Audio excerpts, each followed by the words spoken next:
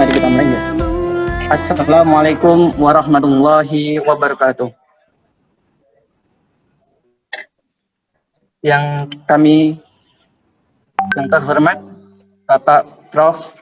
Dr. Haji Baidi, MPD, selaku Dekan Fakultas Ilmu Tarbiyah.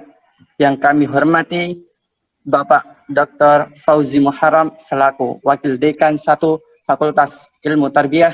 Yang kami hormati Bapak Abdullah Hazik, SAGMAG, selaku Ketua Unit P3KMI Fakultas Ilmu Tarbiyah. Yang kami hormati Saudari Nuning Fitri, selaku Ketua P3KMI. Teman-teman tim P3KMI dan mahasiswa baru Fakultas Ilmu Tarbiyah yang kami sayangi. Innal hamdalillah nahmaduhu wa nasta'inuhu wa nastaghfiruhu wa na'udzu billahi min shururi anfusina wa min sayyiati a'malina may yahdihillahu fala mudhillalah wa may yudlil fala hadiyalah. Asyhadu an la ilaha illallah wa asyhadu anna Muhammadan abduhu wa rasuluh. Amma ba'd. Yang pertama-tama, marilah kita senantiasa memanjatkan puja dan puji syukur kita atas kehadiran Allah Subhanahu wa taala yang telah melimpahkan rahmat dan karunia-Nya kepada kita semua. Salawat serta salam tak lupa kita haturkan kepada junjungan kita Nabi besar Nabi Muhammad SAW, tak lupa kepada keluarga, sahabat dan pengikutnya sampai akhir zaman nanti. Amin ya rabbal alamin. Untuk yang kedua kalinya, salawat serta salam semoga tetap tercurahkan kepada Nabi kita Nabi Muhammad SAW. Dan alhamdulillah semoga kita termasuk orang-orang yang mendapatkan syafaat dari Nabi Muhammad SAW di akhirat kelak. Amin. Saya sebagai selaku MC juga membawa acara dan akan membacakan susunan acara pada pagi hari ini. Yang pertama, pembukaan. Yang kedua, pembacaan ayat suci Al-Quran. Dan ketiga, sambutan-sambutan. Keempat, inti. Dan terakhir adalah penutup. Acara yang pertama, yaitu pembukaan. Marilah acara pada pagi hari ini kita awali dengan bacaan basmalah bersama-sama. Bismillahirrahmanirrahim. Semoga dengan bacaan basmalah tadi bisa menambah keberkahan dalam acara pagi hari ini. Acara yang kedua yaitu pembacaan ayat suci Al-Quran oleh Saudara Ahmad Fauzan Yasir kepada Saudara Ahmad Fauzan Yasir. Kami persilahkan.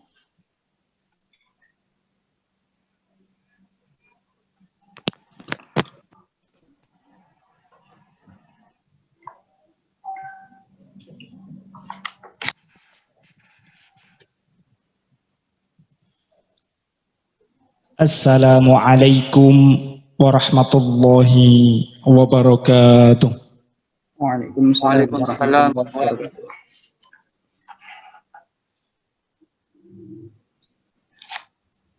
A'udzu billahi minasy syaithanir rajim.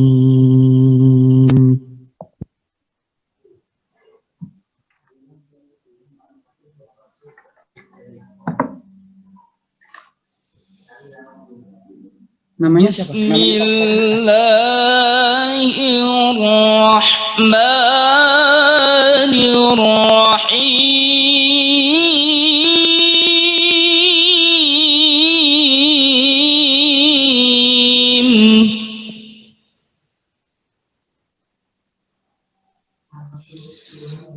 Rabbi ij'alni muqimas sholati wa min dhurriyyati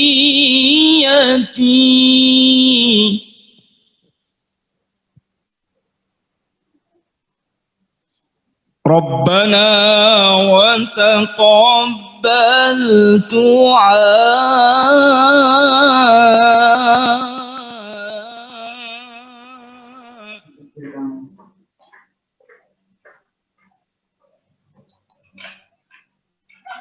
Rabbana ighfir li wa liwalidayya wa lil mu'minina yawma yaqumul hisab.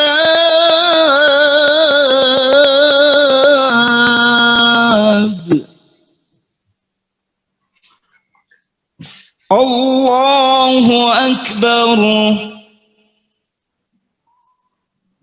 Bismillahirrahmanirrahim.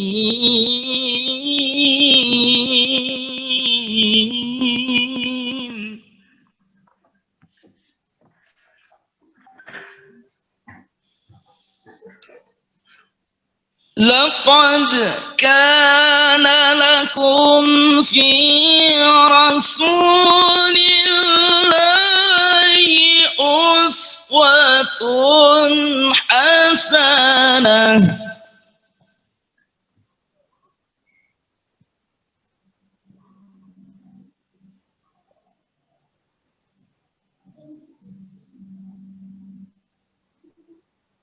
لمن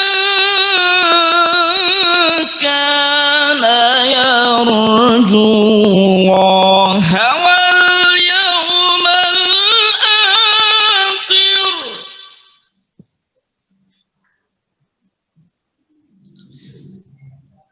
لمن كان يرجو الله واليوم الآخر وذكر الله كثيرا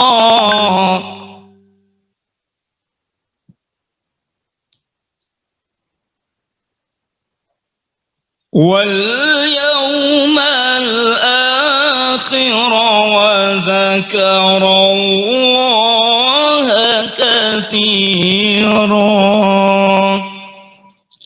صدق الله العظيم.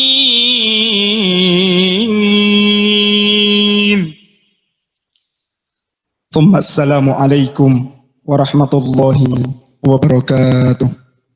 Waalaikumsalam warahmatullahi wabarakatuh. Untuk acara selanjutnya, kita memasuki pada sambutan-sambutan.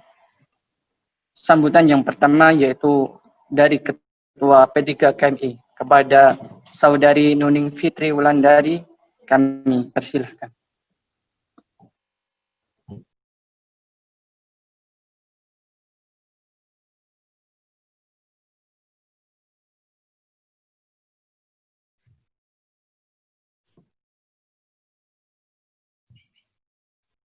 Bismillahirrahmanirrahim. Assalamualaikum warahmatullahi wabarakatuh. Waalaikumsalam warahmatullahi wabarakatuh. Alhamdulillahirrahmanirrahim. Wassalatu wassalamu ala asyrofil anbiya'i wal mursalin wa ala alihi washabihi ajmain. Pertama-tama, marilah kita panjatkan puji syukur atas kehadirat Allah Subhanahu wa taala. Kita nikmat sehat pada pagi hari ini sehingga kita bisa ikut dalam acara pagi hari ini. Kemudian salawat serta salam semoga telah terlimpahkan kepada junjungan kita Nabi Muhammad Shallallahu Alaihi Wasallam yang selalu senantiasa kita tunggu syafaatnya di yaumul qiyamah. Yang pertama yaitu yang terhormat kepada Wakil Dekan 1 Fakultas Ilmu Tarbiyah yaitu Bapak Dr. Fauzi Muharram MAG. Kemudian yang terhormat kepada Ketua Unit P3 KMI yang Surakarta yakni Bapak Abdullah Hazik MPDI. Yang terhormat pada Bapak Dr. Haji Abdul Mustaqim SAG selaku pemateri dan Bapak Muhammad Makmun M.Hum selaku pemantik dan yang terhormat Bapak Abdul Halim M.Hum selaku moderator. Bapak Abdul Halim selaku moderator yang mendampingi nanti proses bedah bukunya. Tak lupa kepada seluruh mahasiswa baru FIT IAIN Surakarta yang saya banggakan. Puji syukur kehadirat Allah Subhanahu wa taala, pada kesempatan kali ini kita diberikan limpahan rahmat, hidayah serta inayah sehingga kita semuanya dapat berpartisipasi dalam grand opening P3KMI tahun 2020 sekaligus bedah buku dengan judul Quranic Parenting. Sholawat serta salam marilah kita haturkan ke junjungan Nabi besar Muhammad SAW.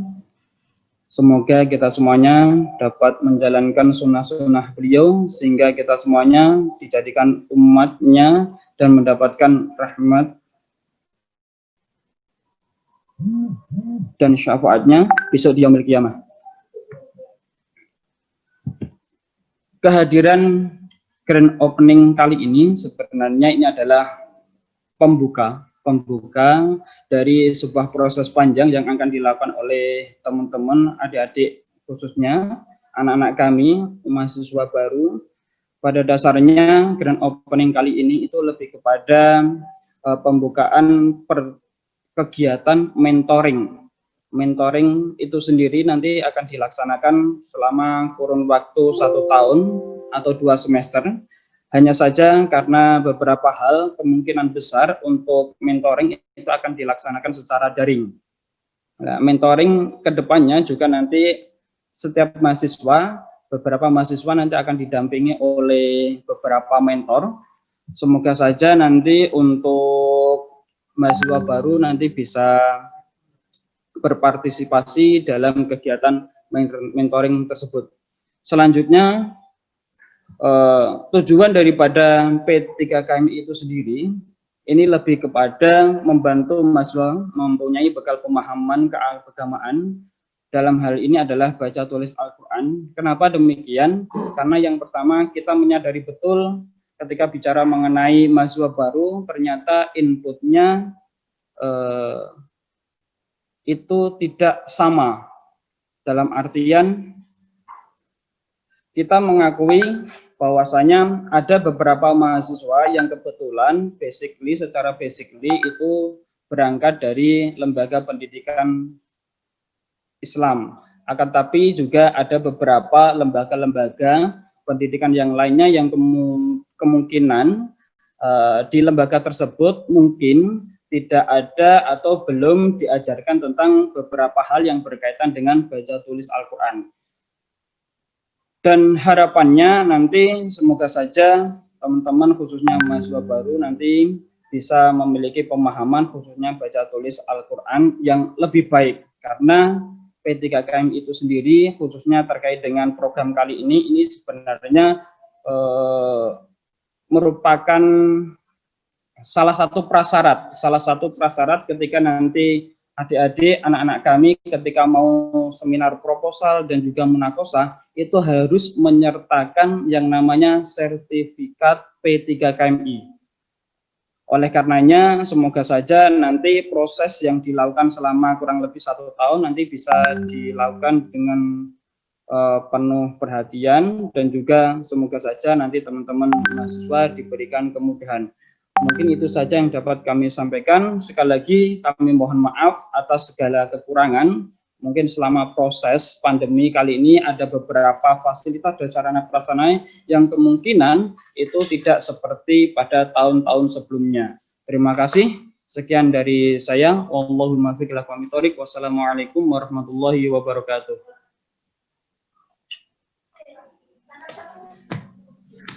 Waalaikumsalam warahmatullahi wabarakatuh. Terima kasih atas sambutannya dari Pak Abdullah SAGM AG. Untuk sambutan yang ketiga yaitu dari Wakil Dekan 1 Fakultas Ilmu Tarbiyah kepada Bapak Dr. Fauzi Muharram, kami persilahkan. Assalamualaikum warahmatullahi wabarakatuh. Waalaikumsalam warahmatullahi wabarakatuh. Kepada yang kami muliakan, Bapak Profesor Abdul Mustaqim dari UIN Yogyakarta dan juga Bapak Muhammad Makmun, kemudian Mas Abdul Halim, dan juga Ketua Unit Mas Abdul Hadik, dan juga yang kami banggakan tim P3KMI FITIN Surakarta, dan juga yang kami banggakan seluruh mahasiswa semester 1 FITIN Surakarta. Alhamdulillah, puji syukur kita panjatkan kehadirat Ilahi Robbi, Zat yang pengasih dan penyayang, karena atas kasih sayang Allah Subhanahu wa taala di pagi hari ini, atas kasih sayang Allah kita semua bisa berkumpul, kita semua bisa mengikuti kegiatan grand opening di pagi hari ini. Di sini saya mewakili dari pimpinan Bapak Dekan Profesor Dr. Haji Baidi MPD, yang memang saat ini baru sibuk-sibuknya untuk alih status begitu, sehingga ini harus ke rektorat begitu. Di sini kalau saya sambutan kelihatannya kok terlalu lama, ini sudah jam 9 begitu. Ini waktunya mepet begitu ya. Minimal saya hanya memberikan apresiasi begitu ya kepada unit P3KMI ya. P3 itu program pengembangan dan program pembinaan dan pengembangan kepribadian Muslim integral. Ini merupakan unit yang secara rutin di FIT, kalau di FITK ini selalu memberikan pembekalan kepada mahasiswa baru gitu ya, sehingga keberadaan P3 kami ini sangat-sangat kita butuhkan untuk bisa memberikan bekal kepribadian Muslim integral bagi para mahasiswa baru. Kemudian yang selanjutnya, sekali lagi kami mengapresiasi kegiatan ini, grand opening dikombinasi dengan kegiatan bedah buku yang luar biasa, narasumbernya luar biasa, sehingga insya Allah kegiatan pagi hari ini merupakan kegiatan yang bombastis, yang luar biasa, sangat memberikan manfaat bagi kita semua. Saya kira itu aja. Selamat untuk unit P3KMI dan juga tim P3KMI. Semoga acara di pagi hari ini lancar saja. Amin. Dan bermanfaat untuk semuanya. Amin. Saya kira itu kami wakil pimpinan kita buka dengan bacaan basmalah bersama. Bismillahirrahmanirrahim. Assalamualaikum warahmatullahi wabarakatuh. Waalaikumsalam warahmatullahi wabarakatuh. Terima kasih atas sambutan dari Bapak Dr. Fauzi Muharram. Untuk acara selanjutnya adalah acara inti. Kami serahkan untuk memandu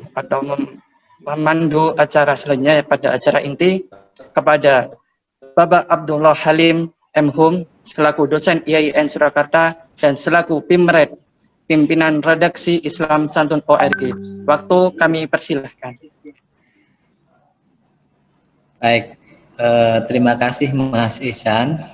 Assalamualaikum warahmatullahi wabarakatuh. Waalaikumsalam warahmatullahi wabarakatuh.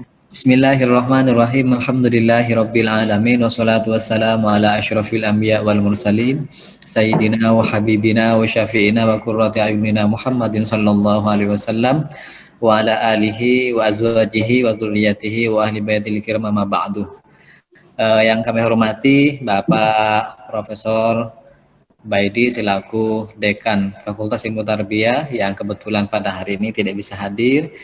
Yang kami hormati guru kita semua, Bapak Dr. Fauzi Muharram selaku Wakil Dekan yang sudah memberikan sambutan tadi.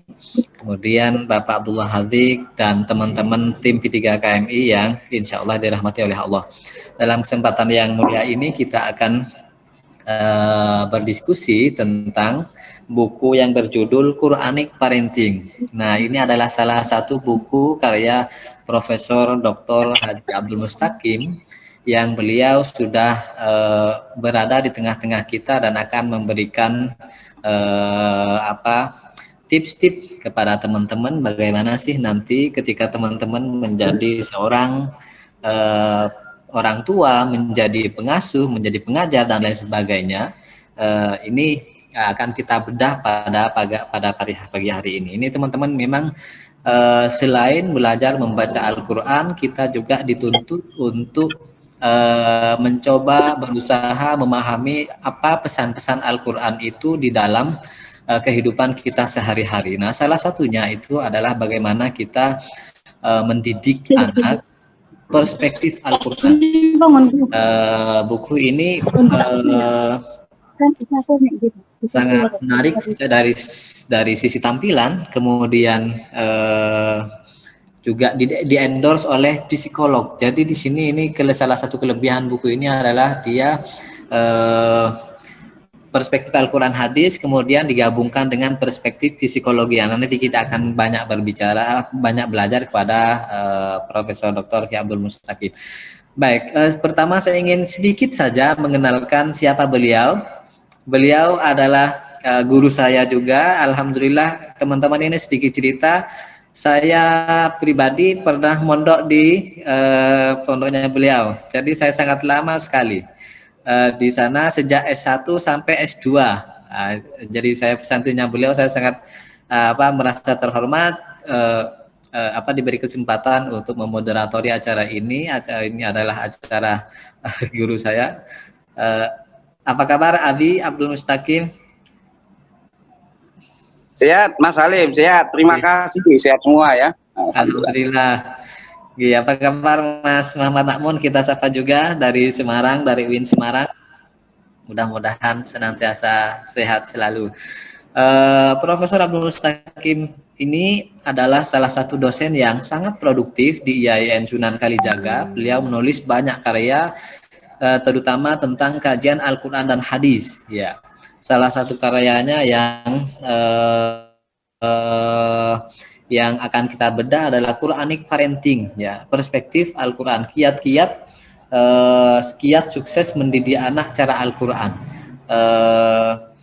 Menurut pengakuan Lutfi Arya, salah satu seorang psikolog, selama ini banyak sudah kajian-kajian tentang parenting, tetapi tidak banyak atau sedikit yang mengkombinasikannya dengan perspektif Al-Quran. Nah ini kemudian Prof. Mustaqim juga mengajar di beberapa kampus di Pasca Sarjana Unsik, ya, Unsik Wonosobo. Kemarin saya baru berkunjung ke Unsik.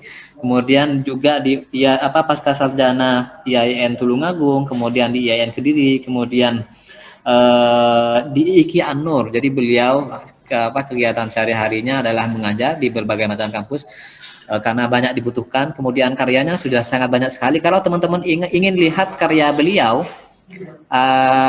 ini saya tunjukkan sedikit. Teman-teman bisa lihat silakan teman-teman Google, ya, googling. Kemudian klik Prof. Dr. Abdul Mustaqim. Nah, ini akan muncul buku-buku beliau, kemudian penelitian beliau sudah dikutip ribuan orang dari seluruh dari seluruh kampus di Indonesia, hampir menggunakan buku beliau tentang epistemologi, tafsir kontemporer, metode penelitian Al-Quran. Ini adalah buku yang paling menjadi buku panduan kajian Al-Quran dan tafsir hampir di semua PTKN di seluruh Indonesia. Jadi teman-teman, kita beruntung pada pagi hari ini kita akan belajar kepada sosok yang sangat luar biasa, yang sangat produktif berkarya. Kemudian kita akan silakan teman-teman kalau punya pertanyaan nanti langsung tanya kepada beliau atau tulis di kolom komentar. Oke, baik, terima kasih. Tidak lama-lama, mohon maaf ini saya kelamaan. Kami langsung persilahkan kepada Profesor Dr. Haji Abdul Mustaqim untuk menyampaikan materinya tentang buku Quranic Parenting. Monggo kami persilahkan, Abi.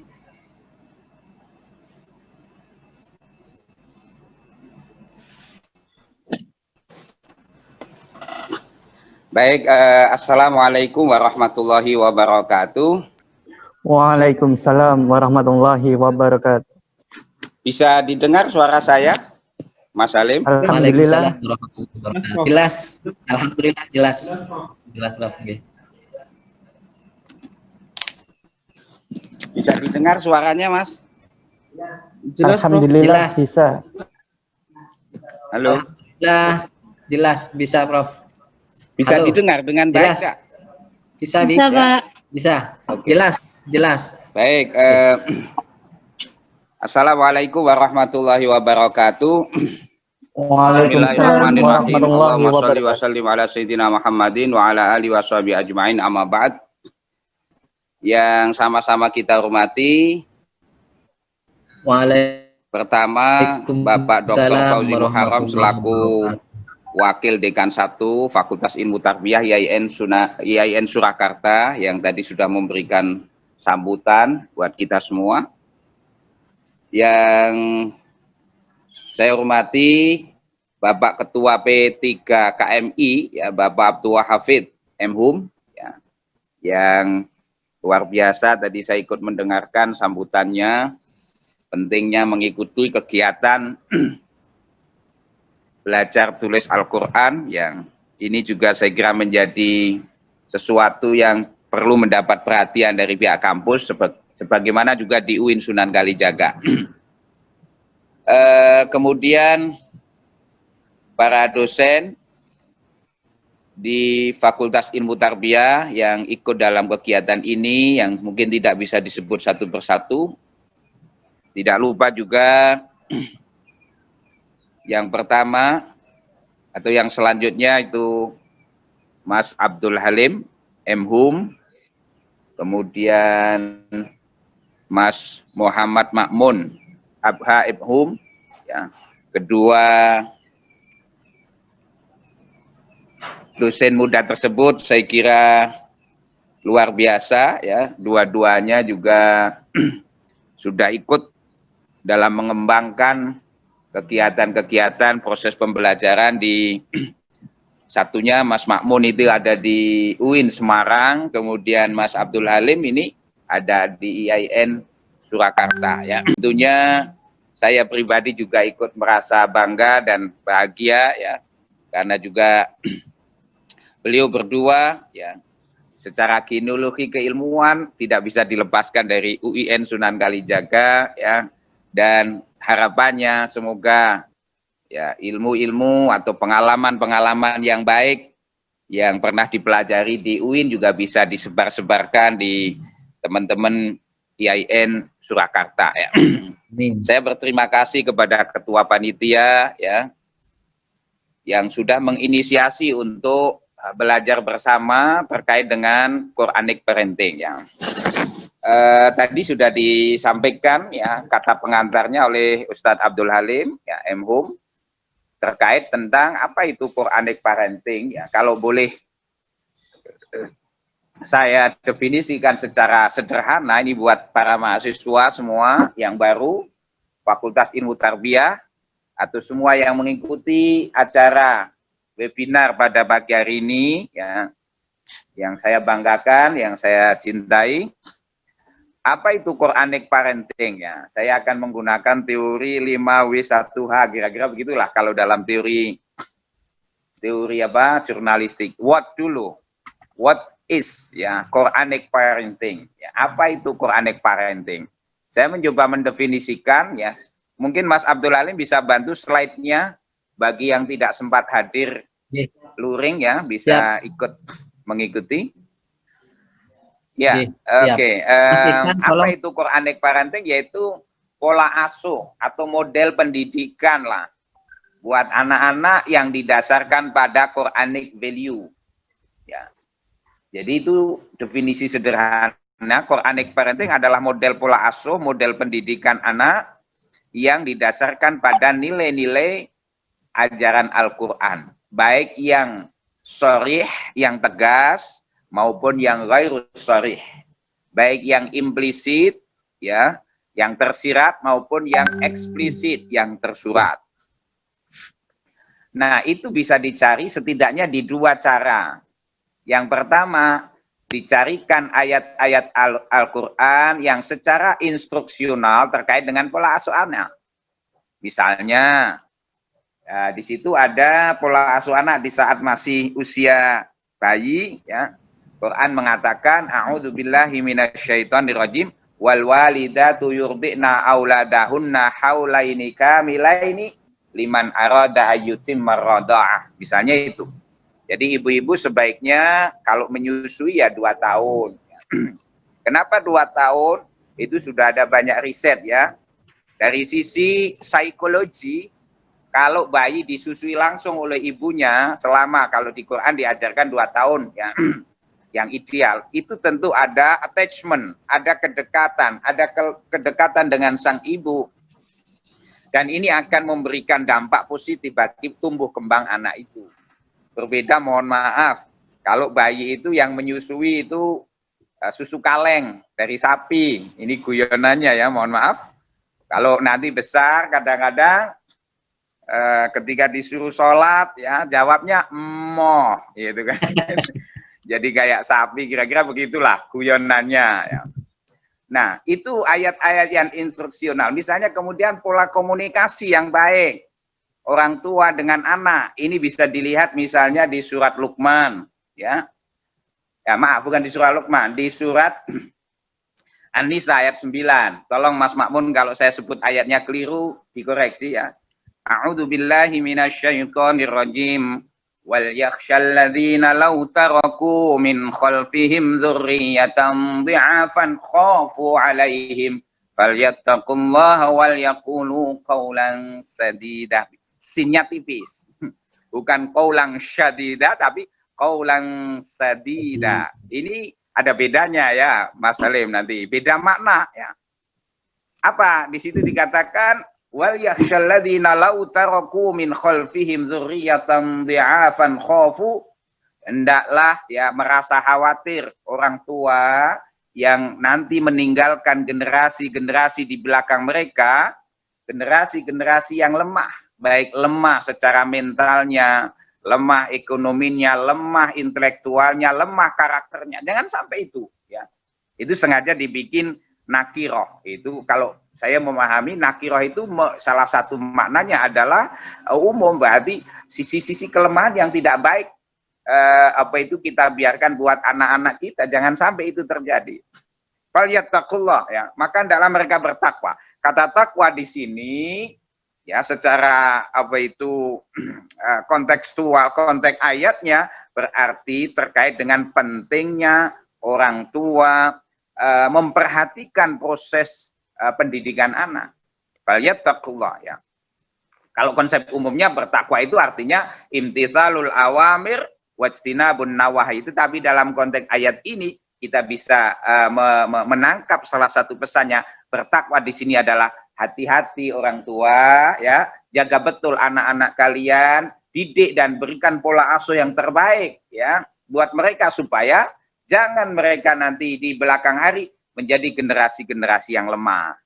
Nah, ini kalau dihubungkan dengan tafsir Maqasidi ya yang sedang coba saya populerkan Mas Salim dan Mas Makmun, teman-teman semua, maka proses Quranic parenting ini bagian dari upaya hifdzun nasl, menjaga generasi ya supaya menjadi generasi-generasi yang baik ya. Jadi protecting generation ya, hifdzun nasl, menjaga keturunan ya, min haitsul wujud ya, dari sisi produktivitasnya kita tumbuh kembangkan lewat proses pendidikan yang based on Quranic value ya. Saya kira itu.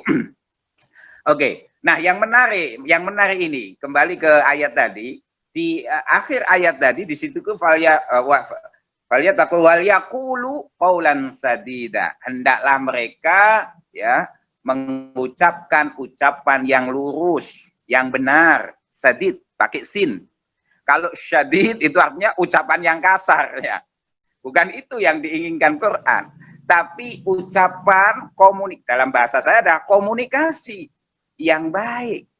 Jadi salah satu inti ya dalam proses Quranic parenting adalah bagaimana orang tua mampu melakukan komunikasi yang baik, qaulan sadida ya, ucapan yang benar, yang lurus, baik lurus dari sisi caranya, benar dari sisi cara menyampaikannya, maupun benar dari sisi konten, isi yang disampaikan. Nah, ini tugas kita sebagai orang tua. Saya kira juga termasuk para dosen, para pendidik, ya, bagaimana nanti ngulawentah mahasiswanya, terutama mahasiswa yang baru dengan berbagai konteks budaya, culture yang berbeda-beda. Tadi Pak Dekan sudah singgung-singgung ya, sudah nyebut-nyebut bahwa mahasiswanya tidak sama. Maka P3KMI adalah bagian dari upaya ya nanti akan mengaktualisasikan nilai-nilai Quranic parenting dalam menggulawentah mahasiswa baru supaya mereka tetap how to be motivated ya, bagaimana mereka termotivasi, being motivated menjadi mahasiswa baru meskipun di era COVID-19 ini. Nah, disinilah tugas kita, komunikasi yang baik, wal yaqulu qaulan sadida. Kemudian yang kedua, kembali ya, pola asuh pendidikan anak atau ya pola asuh Quranic parenting tadi bisa dideduksi dari ayat dari kisah-kisah yang inspiring ya, al-qasas al-Qur'aniyah al-mulhimah ya, kisah-kisah Quran yang inspiratif ya.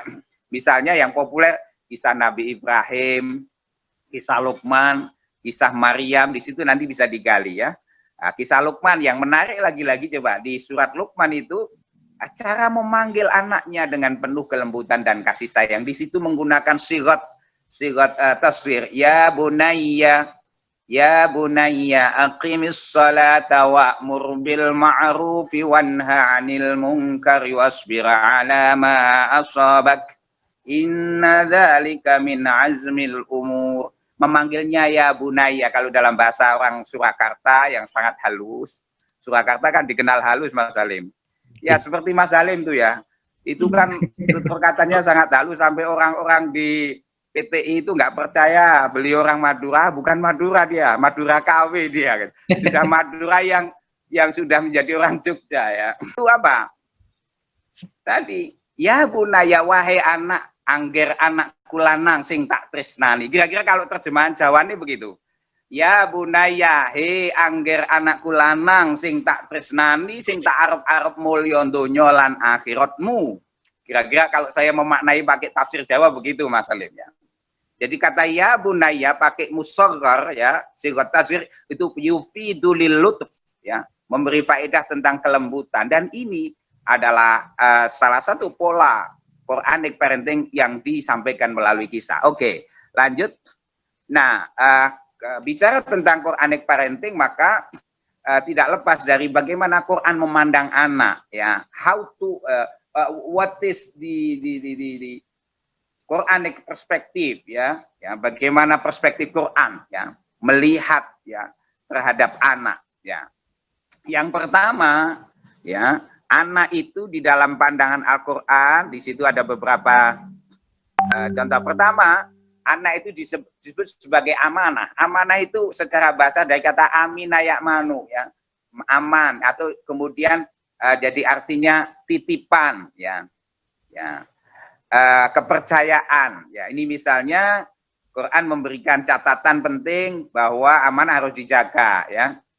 Di surat An-Nisa ayat 58. Innallaha ya'murukum an tu'addul amanati ila ahliha.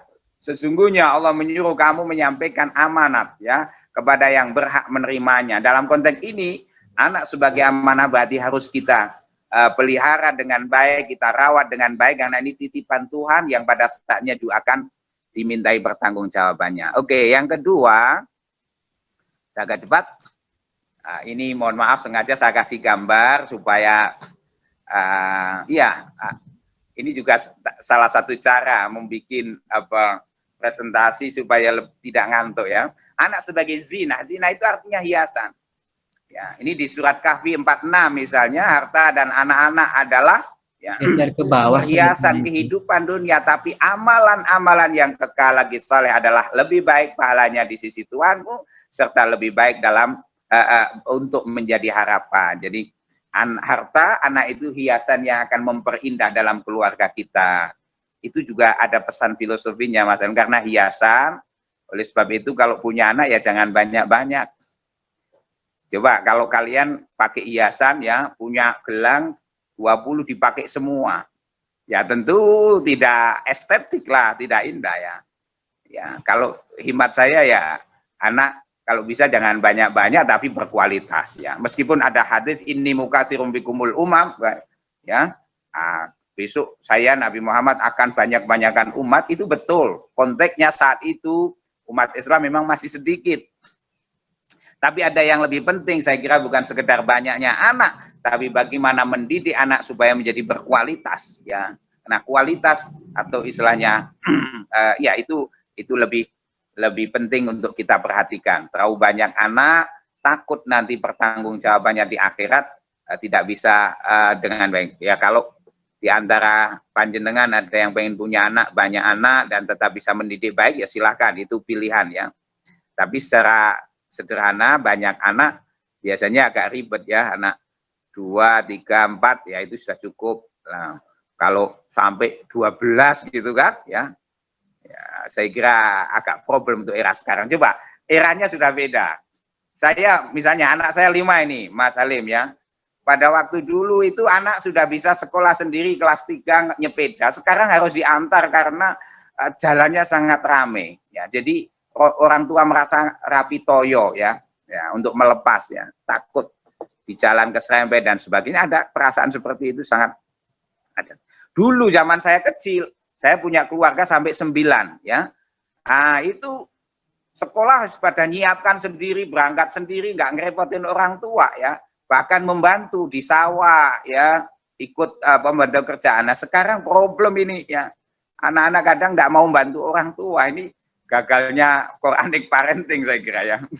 Dia sibuk dengan laptopnya, dengan HP-nya sendiri. Nah, oke. Kemudian pandangan yang ketiga, anak itu juga bisa menjadi qurratu ayun, penyejuk hati. Ya, ini harapan kita semua seperti di surat Al-Furqan 74, ya, dalam doa kita, wa ja'alna lil muttaqina imama rabbana hab lana min azwajina wa dzurriyyatina qurrata ayun. Nah, itu tolong Mas Halim, ya. Yang ketiga, ya, kalau lihat gambarnya itu dua-duanya menyejukkan, Mas Halim, ya. Istrinya juga menyejukkan, anaknya menyejukkan. Itu persis seperti harapan doa, ya. Rabbana hablana min azwajina wa dzurriyyatina qurrata ayun. Ya Allah, berikanlah kepada kami sebagai istri-istri kami, ya.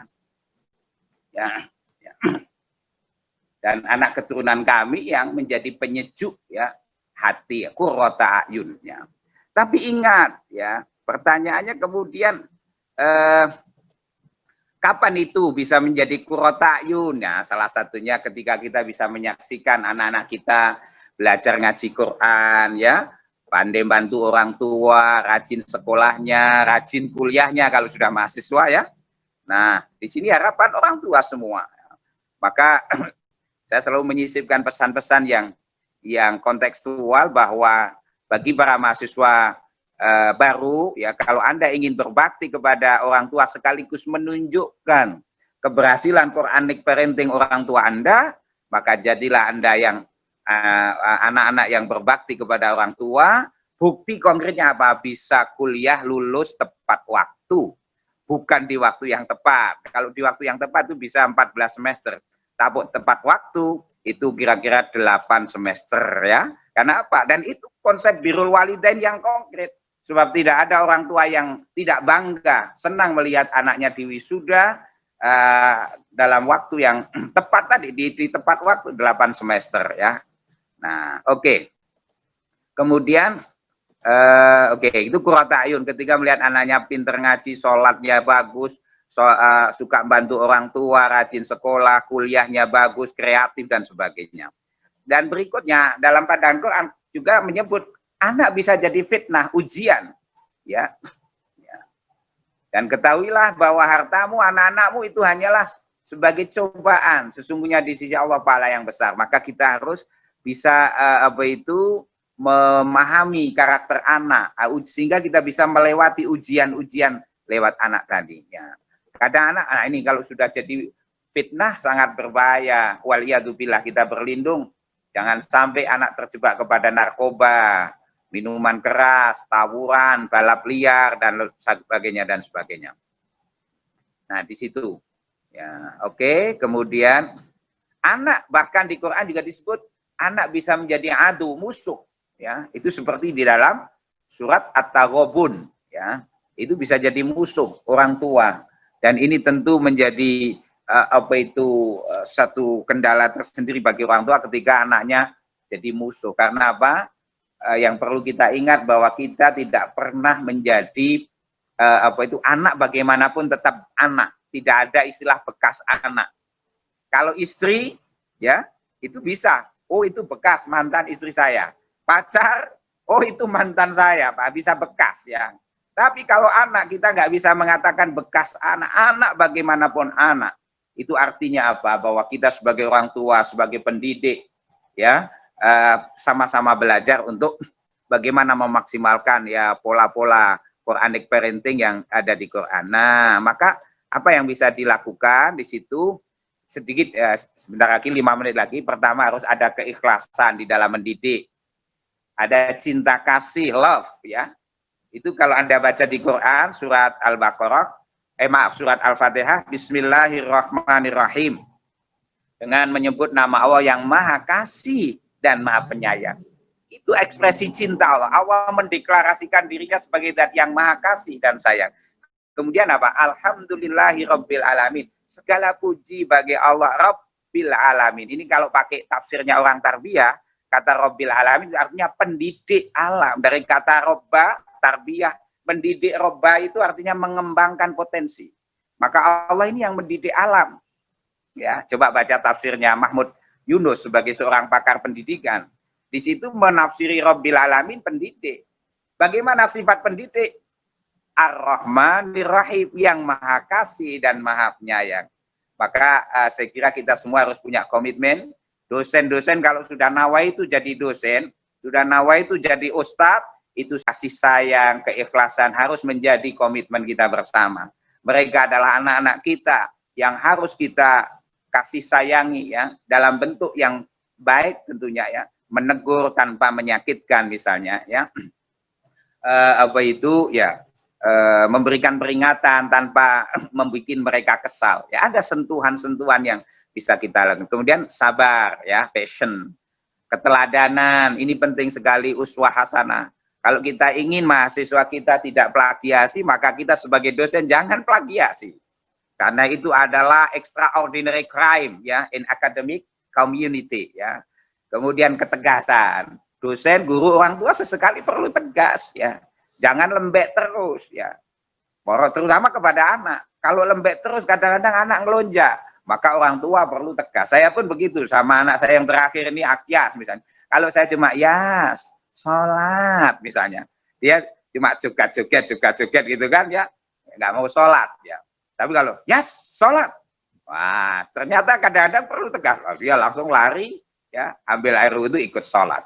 Jadi ya lihat-lihat situasi, kadang-kadang perlu lembut, kadang-kadang perlu tegas. Kemudian jangan lupa yang keenam, doa dan tawakal ya, karena kita sadar tidak bisa mengawal, mengontrol anak kita 24 jam, tidak bisa mengontrol 24 jam mahasiswa kita, maka kiriman doa, Fatihah kita bacakan buat anak-anak kita, buat para mahasiswa kita, lalu berserah diri, ya Allah, saya sudah memaksimalkan, mendidik, memberi contoh pada mereka, ya Allah, kepada Engkau kami bertawakal, mohon berikan hidayah pada anak-anak kami, pertemukan mereka dengan teman-teman yang baik di sekolah maupun di masyarakat, bimbing mereka ya Allah di jalan kebenaran. Al-Fatihah misalnya begitu. Saya kira ini ya Mas Halim yang bisa sedikit saya share. Saya nanti mungkin tidak bisa sampai selesai karena kebetulan ada kegiatan juga di Bantul. Nanti bersama Ustadz Ma'mun Abha Al-Hafidh ya, M.Hum. Beliau adalah pakar dan saya bangga juga dengan beliau yang menekuni Quran ya, nanti insya Allah beliau akan menghabisi buku ini biar dibedah ya, dikritik sebanyak-banyaknya. Saya akan berterima kasih karena itu bagian dari room of improvement, ruang untuk memperbaiki diri, salah satunya dengan diskusi buku, kemudian memberikan kritik, dan kritik adalah terhadap sebuah karya adalah sebaik-baik apresiasi. Terima kasih ya. Tapi sebelumnya izinkan Mas Halim saya untuk membacakan pantun ya sebagai bentuk apresiasi saya kepada panitia dan teman-teman di YIN Surakarta. Pagi-pagi ada seminar daring. Tidak lupa mampir di Bantul untuk makan ketupat. Para peserta buku Quranic Parenting memang mantap betul dan hebat-hebat. Assalamualaikum warahmatullahi wabarakatuh. Waalaikumsalam warahmatullahi wabarakatuh. Baik, terima kasih Prof. Yai Abdul Mustaqim. Teman-teman, ini materinya sangat luar biasa. Materinya ada banyak hal yang kita pelajari dari beliau. Prof. Yai Mustaqim, jika Prof ada acara, kami dari akan Sugeng Tindak, mudah-mudahan acaranya berjalan dengan lancar di Bantul. Terima kasih sudah kami sampaikan, sudah memberikan kami banyak ilmu, kemudian motivasi. Ini luar biasa teman-teman, berbicara, mengupas panjang lebar, meskipun dengan bahasa yang cukup ringkas dan mudah difahami bagaimana tata cara atau tips mengasuh anak dengan perspektif Al-Quran dan perspektif pengalaman beliau sebagai seorang pengasuh dari 5 anak. Beliau sudah memiliki 5 anak, dan saya ceritakan teman-teman, anak beliau salah satunya Mas Abukari itu seorang hafizul Quran, ya, mondok di Kudus. Kemudian anaknya juga ada yang sudah di ITB. Nah, jadi saya lihat berapa, dan saya sempat menemani putra beliau, dan semuanya luar biasa. Dari ayah yang luar biasa akan lahir dari anak-anak putra-putra yang insya Allah luar biasa. Baik, terima kasih Prof. Abdul Mustaqim atas materinya. Kita akan beralih kepada pemateri berikutnya yang akan membedah dan menyampaikan mungkin hal-hal yang barangkali memperkaya perspektif dari ini adalah salah satu sahabat dan guru saya, Mas Yai Muhammad Ma'mun Abha. Beliau alumni Al-Quran, alumni UIN Sunan Kalijaga Yogyakarta, jurusan tafsir hadis. Beliau adalah seorang hafizul Quran luar biasa. Kemudian beliau juga aktif produktif menulis pendidikan dalam Al-Quran dan lain sebagainya. Teman-teman kalau ingin cek, silahkan cek Muhammad Ma'mun Google Scholar, itu sudah banyak sekali tulisan-tulisan beliau. Beliau juga aktif ngajar di masyarakat, biasa menyampaikan teman-teman kalau mau lihat kajian beliau silahkan berteman di FB. Beliau biasanya mengaji rutin kajian tafsir Jalalain di Masjid Ngalian, luar biasa beliau.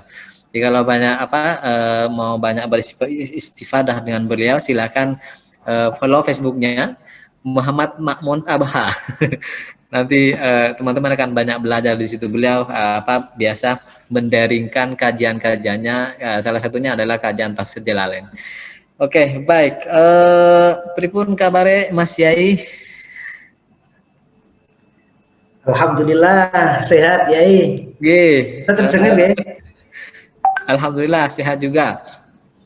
Baik, tidak akan lama-lama teman-teman, kita akan langsung nanti pertanyaan dikumpulkan di belakang pokoknya ya. Teman-teman kalau mau bertanya silakan tulis di kolom komentar. Kita akan bacakan di belakang, nanti akan kami sampaikan ke pembicara. Nanti Prof. Mustaqim kalau beliau masih hadir dan tidak ini, nanti kita akan minta kesempatan beliau untuk menjawab. Tetapi kalau tadi sudah ada menyampaikan ada acara, tidak apa-apa, nanti kita akan bersama Mas Yai Muhammad Ma'mun. Baik, kami persilahkan Mas Yai Muhammad Ma'mun untuk menyampaikan materi-materinya. Monggo. Iya, baik. Saya coba izin screen dulu ya, screen share. Monggo.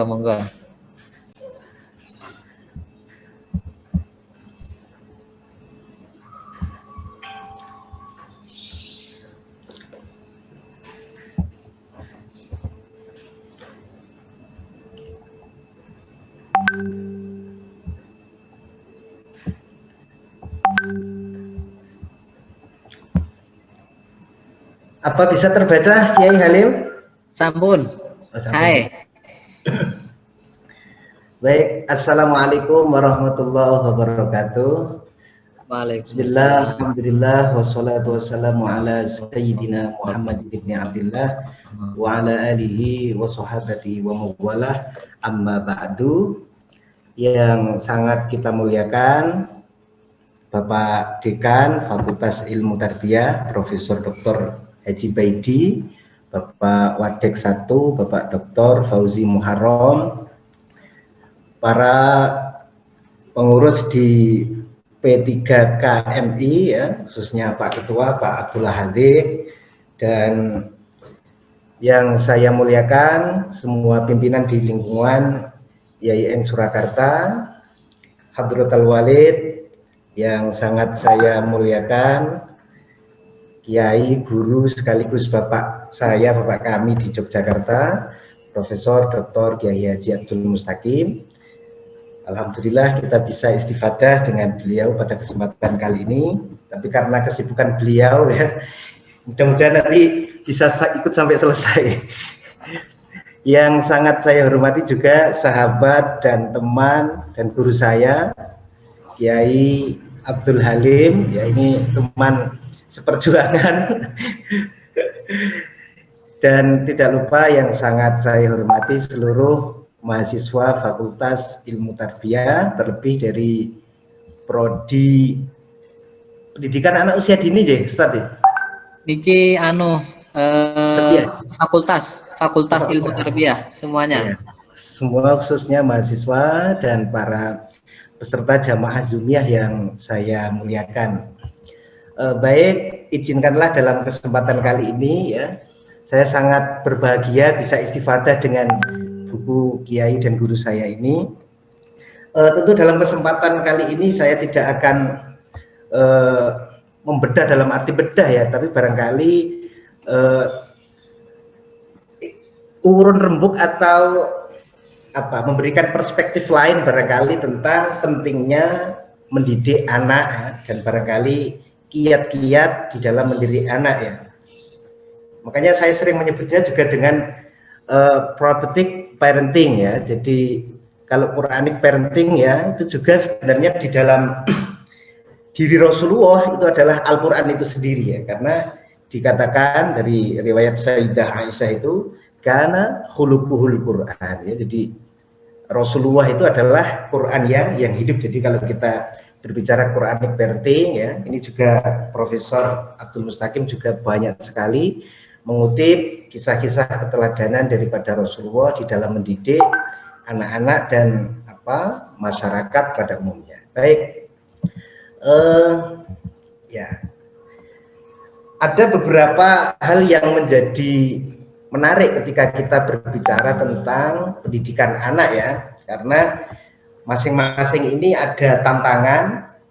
Misalnya ketika anak itu baru dilahirkan misalnya ya, ada dualisme kemungkinan ya, yaitu semua anak itu terlahir dengan fitrah masing-masing. Tetapi di waktu yang bersamaan ada hadis itu ya, hadis yang baru lahir pun ya juga sudah diganggu oleh setan. Ini betapa memang setan itu canggih sekali, mau menggoda manusia itu sejak fitrahnya itu sudah diganggu. Ini makanya yang tidak perlu atau tidak bisa kita tinggalkan bahwa mendidik anak itu adalah masuk dalam kerangka yaitu menuju insan kamil lah. Ini yang barangkali berat ya, menjaga kefitrahan itu agar tetap fitrah. Yang kedua, anak itu juga memiliki tantangan masing-masing ya. Kadangkala ini saya juga banyak belajar ya, karena saya juga masih punya anak ya, baru punya anak juga, jadi saya banyak belajar dari sini ya. Ternyata seringkali kita orang tua itu menganggap bahwa anak itu milik kita ya. Jadi seakan-akan kitalah yang ingin mendesain ya, padahal anak itu punya tantangannya sendiri, punya dunianya sendiri ya. Anak ketika lahir pun tidak ada ceritanya anak langsung pintar, kecuali ada satu ya, itu Nabi Isa sudah deklarasi begitu ya, qala inni abdullah ataniyal kitaba wa ja'alani nabiyya. Jadi selain Nabi Isa ya, selain Nabi Muhammad, tidak ada anak yang langsung pinter ya, atau langsung berkarakter ya. Ini makanya penting sekali bagaimana mendidik anak itu dengan kurikulum Al-Quran ya. Juga kita sebagai orang tua ya, ada tantangan tersendiri ya. Kadangkala kita sebagai orang tua itu seringkali menyepelekan al-mas'uliyah ya, tanggung jawab di dalam mendidik anak ya. Kadangkala kita ingin mendidik anak sesoleh mungkin, tapi kita lupa bahwa kita sebagai orang tua juga harus belajar. Ini makanya nanti para mahasiswa ini ketika mumpung belum menikah atau mungkin belum berkeluarga, ini harus dimulai nanti sejak sekarang, belajar bagaimana nanti menjadi orang tua yang baik. Jadi ada pertanyaan, malladzi yaj'alul aba'a sholihin. Jadi kalau kita ingin punya anak yang soleh, itu tugas pertama, jadi orang tua harus belajar dulu menjadi siapa? Orang yang soleh dulu. Makanya tadi disebut oleh Profesor Mustaqim, ya, ada kata Rabbil Alamin, ya. Orang tua itu harus bisa menjadi apa? Al-Murabbi. Al-Murabbi itu orang yang bisa menyatukan beberapa kompetensi, yaitu apa? Al-Maharoh At-Ta'limiyah, kompetensi pedagogis, At-Tarbawiyah, ya, ini yang lebih tinggi lagi, kompetensi mendidik dan kompetensi sosial, ya. Jadi termasuk At-Tarbawiyah di dalamnya adalah ada ruhiyah di situ. Apalagi di dalam konteks kita, ya, bangsa kita, keseharian kita, problem metode juga sering kita temukan, ya. Jadi kita seringkali dihadapkan dengan dualisme, ya, yaitu sunaiyatu agradid dunya wal akhirah. Dalam sistem pendidikan kita juga ada dualisme sistem pendidikan. Nah, ini yang perlu disadari sejak dini, bagaimana kita nanti mendidik anak-anak kita itu agar bisa mengcombine, bisa menyatukan antara spirit-spirit ilahiyah, spirit-spirit Islamiyah, dan juga hal-hal yang dibutuhkan ketika dia itu hidup di dunia. Jadi jangan sampai nanti ada dualisme. Nah, ini yang tantangan yang paling berat ini yang terakhir ini, ya. Sayyidina Ali pernah berkata, "Allimu auladakum fa innahum makhluquna li zamanin ghairi zamanikum." Ajarilah, didiklah anak-anak kalian itu, ya, karena mereka itu didesain, diciptakan untuk era, untuk waktu, untuk lokus yang berbeda. Apalagi di masa-masa ini kita sudah masuk era 4.0, ya, era post-truth, era disrupsi. Semua lingkungan berubah, ya, semua lingkungan berubah. Jadi tantangan inilah yang harus dipecahkan, khususnya nanti para mahasiswa di Fakultas Tarbiyah ini yang betul-betul menggeluti tentang pendidikan. Baik, nah ini ada sedikit perspektif barangkali, ya, tentang apa sih, Profesor Mustaqim sering menyebut maqasid daripada apa syariat-syariat Islam, ya, termasuk apa sih sebenarnya syariat atau tujuan daripada tarbiyatul atfal, ya. Jadi mendidik anak itu bagian daripada hak yang harus diterima anak dari orang tua, ya. Ini makanya kalau kita berbicara tentang maqasid syariah, ya, paling enggak dengan yang doruriyah itu ada lima dasar, ya. Ada hifdzun nafsi, hifdzul din, hifdzul aql dan sebagainya. Itu paling enggak ada 3 poin, ya, yang mendasari dari maqasidu al-hifad atau al-muhafadzah ala huquqit tifli wa minha tarbiyatut tifli, ya. Salah satunya adalah mendidik anak, ya. Yang pertama apa? Hakul hayah, ya. Hak kita sering temukan misalnya orang hamil di luar nikah sehingga anak mau dibunuh, belum lahir sudah mau dibunuh, ya. Padahal dia punya hak hidup, bahkan anak zina sekalipun punya hak untuk hidup. Ini yang pertama, ya. Yang kedua, hifdzuddin. Nah, ini yang paling utama, ya. Jadi kurikulum Qur'ani adalah anak itu punya hakut tarbiyah.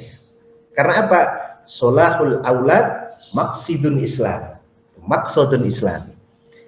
Kesolehan anak-anak atau, ya, solehnya anak itu adalah tujuan yang paling penting di dalam Islam. Ini makanya di dalam kita membangun keluarga, ya, sebenarnya tidak hanya cukup untuk membentuk keluarga yang sakinah, mawaddah dan rahmah, tidak hanya cukup itu, ya.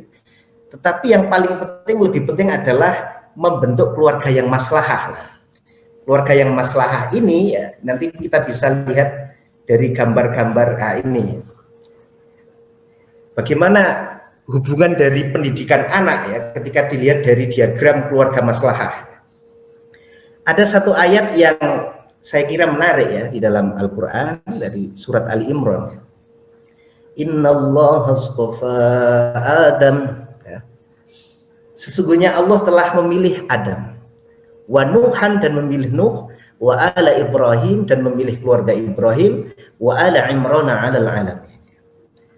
Coba diperhatikan di situ ya, Allah memilih 4 kelompok ya. Yang pertama Adam, yang kedua Nuh, ketiga ala Ibrahim, keluarga besar Ibrahim, yang keempat wa ala Imran, keluarga besar Imran.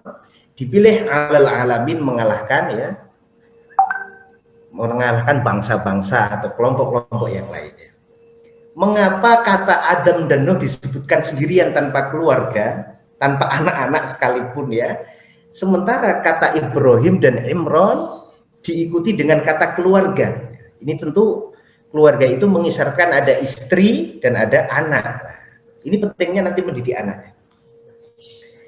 Kalau kita lihat mulai dari yang Nabi Adam dulu ya, Nabi Adam bukan berarti Nabi Adam gagal mendidik anaknya ya, tapi Allah menguji beliau. Di antara anaknya itu ada yang zalim ya, bahkan sampai membunuh saudaranya sendiri ya. Kisah ini terekam di dalam Al-Quran sendiri ya. Itu kisah perseteruan Qabil dan Habil ya. Jadi sehingga Allah kemudian ya di dalam ayat ini belum bisa memasukkan Adam ya dengan keluarganya. Keluarga Adam itu belum bisa ya. Andai kan seluruh keluarga Nabi Adam itu baik ya, tentu disebut dengan Innallaha astafa ala Adam. Nah, kita ini termasuk Bani Adam. Ini kita mudah-mudahan bisa ikut yang baik ya. Yang itu yang pertama. Yang kedua ada Nabi Nuh ya. Nabi Nuh diuji dengan 2 lagi. Istrinya dan keturunannya ada yang zalim ya. Istrinya dan keturunannya. Nah, ini berbeda dengan kisah Ibrahim ya. Nabi Ibrahim ini yang terkenal punya istri 2, tetapi sebenarnya punya istri 3. Yang pertama Sayyidah Sarah itu aslinya mandul ya, kemudian Sarah memilihkan istri kedua untuk suaminya Ibrahim namanya Hajar ya. Kemudian dari Hajar inilah lahir Nabiullah Ismail yang kelak akan melahirkan nabi terbaik yaitu Nabi Muhammad SAW. Sementara ketika Ismail lahir ya, Sayyidah Sarah kemudian cemburu, akhirnya Allah memberikan rezekinya yaitu dengan anak namanya Ishak ya. Nabi Ishak ini kemudian melahirkan apa? Anbiya Bani Israel ya. Nabi-nabinya bangsa Israel atau Bani Israel. Nah, ini yang istri yang ketiga ya, yaitu Ummu Madyan.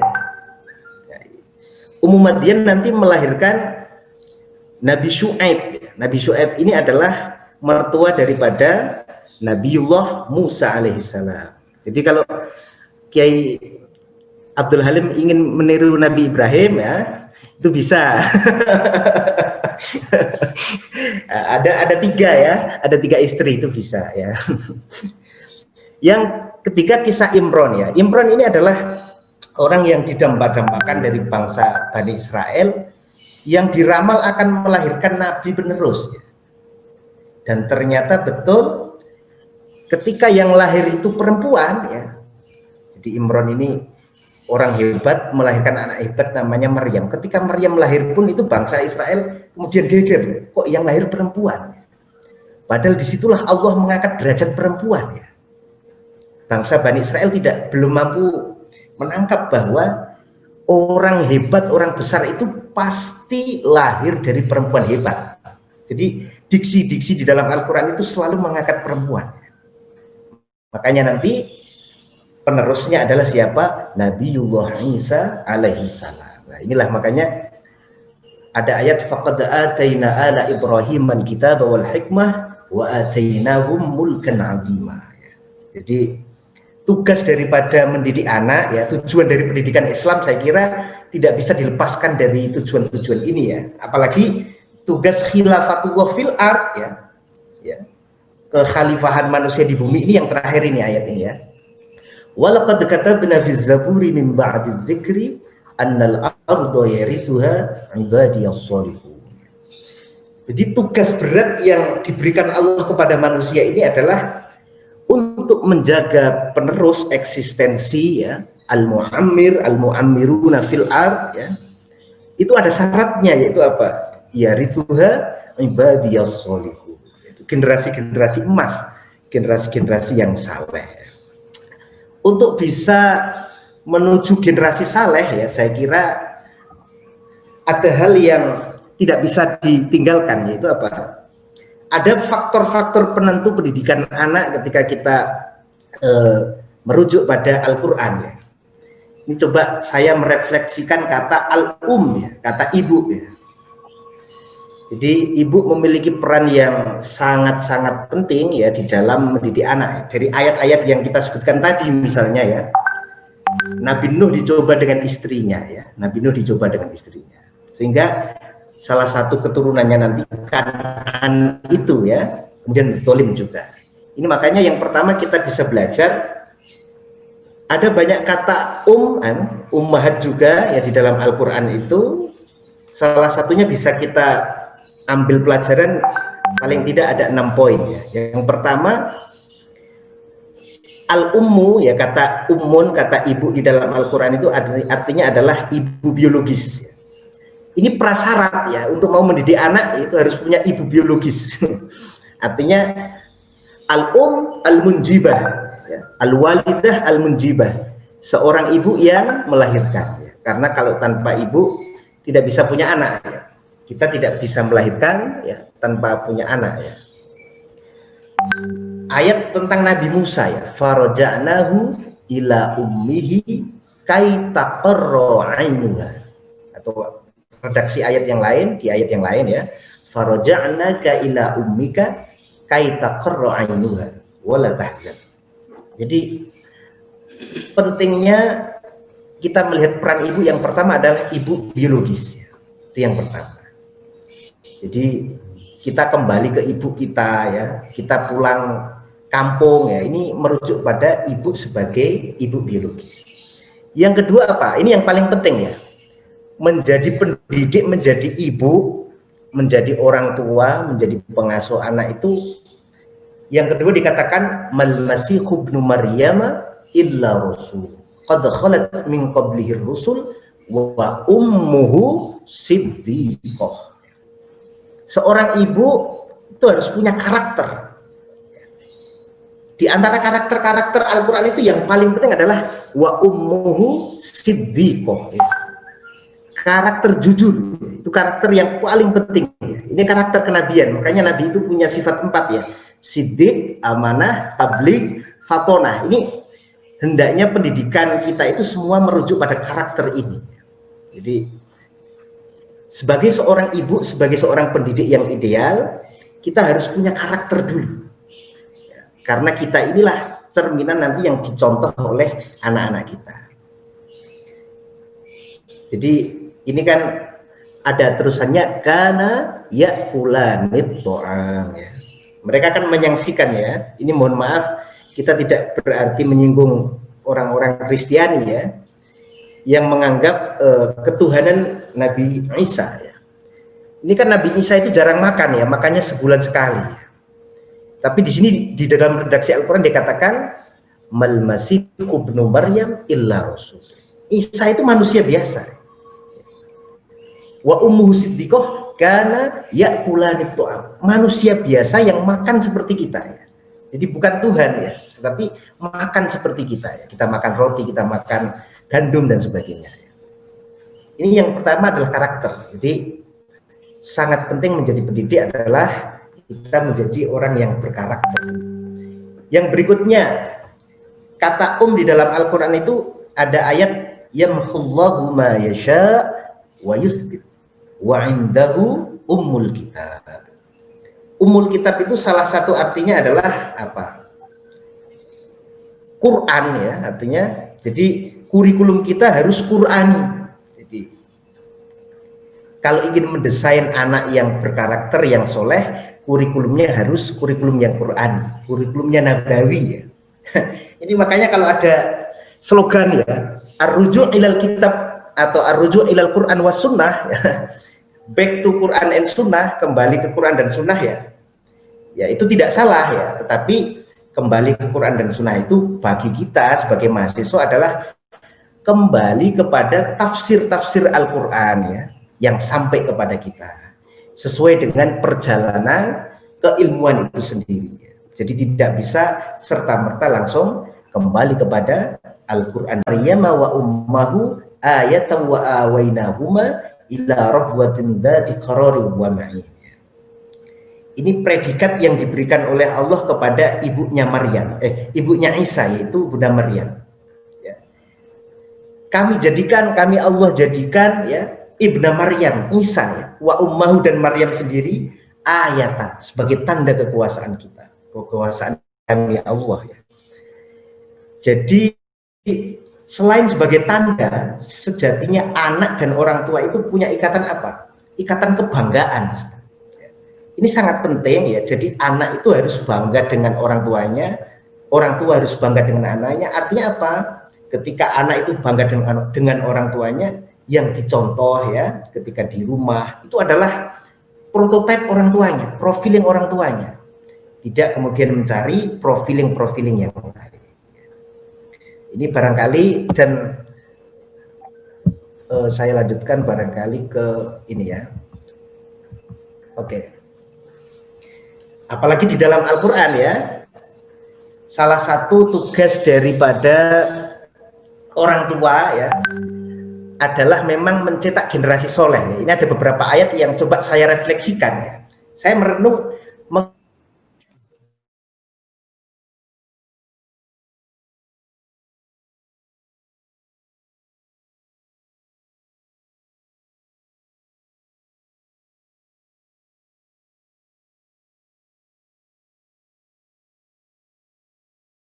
pelihara di kerajaan Ramses bisa jadi orang hebat ya. Ternyata yang mengelola atau yang merawat, yang mendidik itu adalah istrinya Fir'aun ya. Wanita hebat ya. Sementara di sisi lain ya, ini bukan dalam arti kita merendahkan ya, keturunan daripada Nabi Lut misalnya, keturunan daripada Nabi Nuh ya, yang dipelihara di lingkungan itu, tetapi mengapa ada yang sampai zalim berlawanan dengan Nabi Musa ya.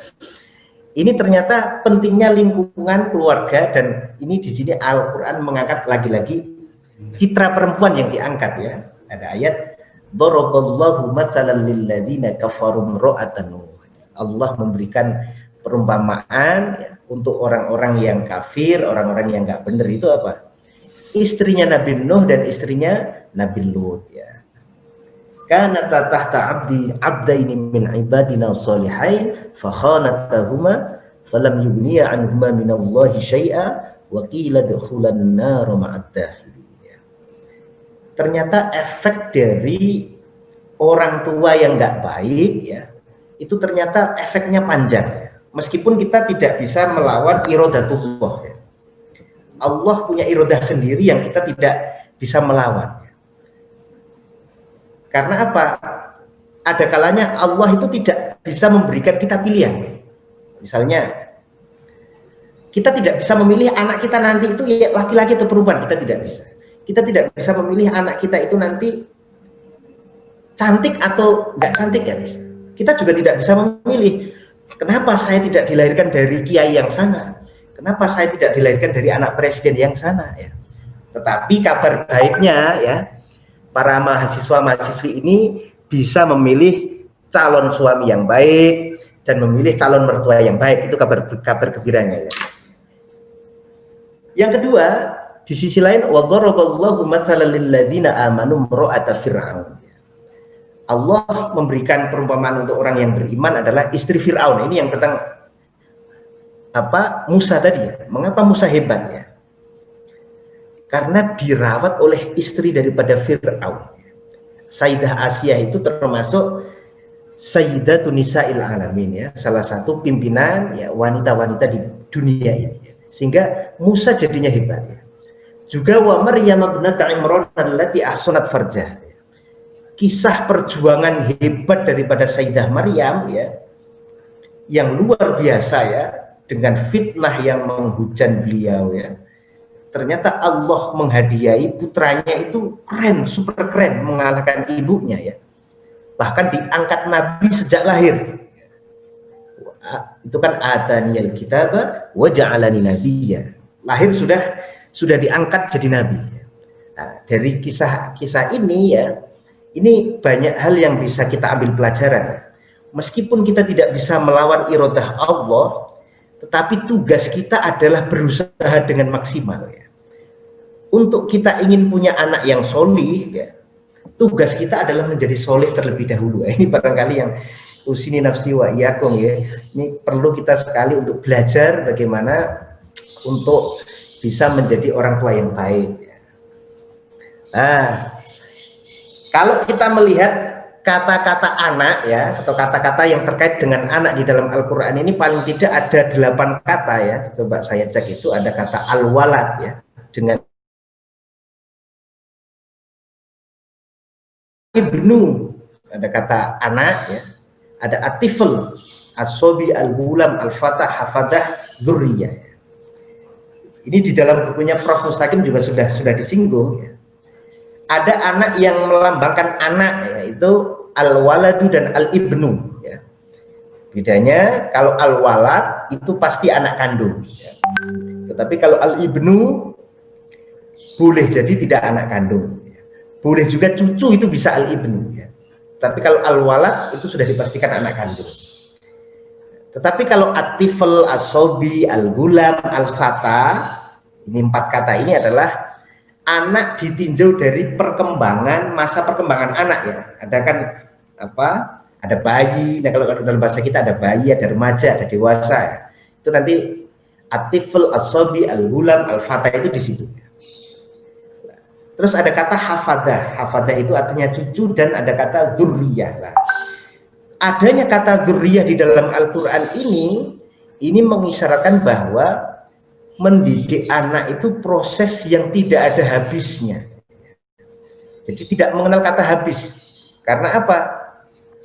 Kita selesai mendidik anak kita punya cucu. Kita juga punya kewajiban juga untuk mendidik cucu. Bagaimana Rasulullah mendidik cucu-cucunya. Makanya di dalam Al-Quran dikatakan dzurriyyatan ba'duha min ba'd. Nabi-nabi dulu itu ya sering saudaranya dapat saudaranya sana ya. Dalam rangka apa? Mengharapkan zuriyah keturunan yang baik. Ini barangkali beberapa hal yang bisa saya sampaikan di dalam kesempatan yang singkat ini. Barangkali ada beberapa slide yang belum saya sampaikan karena waktunya sangat singkat. Nanti barangkali bisa dilanjutkan dalam sesi diskusi, atau kalau ada waktunya nanti bisa kita sambung.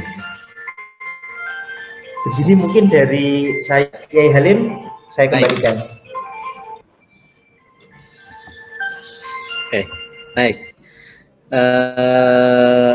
Terima kasih atas penyampaian materinya, Yai Muhammad Ma'mun Abha. Ada beberapa hal yang disampaikan oleh Pak Muhammad tentang terkait dengan parenting, Quranic parenting. Beliau menambahkan perspektif ya, tadi disebutkan ada prototipe keluarga thayyibah di dalam Al-Qur'an, ada keluarga yang suaminya bagus, istrinya tidak bagus, ada keluarga yang bapaknya bagus, anaknya ada yang melenceng, macam-macam gitu. Harapannya kita mendapatkan keluarga yang semuanya bagus. Itu disebutkan oleh Pak Ma'mun, disebutkan sebagai keluarga yang sakinah, mawaddah warahmah plus maslahah ya, keluarga maslahah di situ. Baik teman-teman, silakan. Apakah ada yang mau bertanya? Nampaknya Prof. Abdul Mustaqim masih bersama kita ya. Untuk pertanyaan pertama ini datang dari Mbak siapa ini, Mbak Puspita Indah. Puspita warahmatullahi wabarakatuh.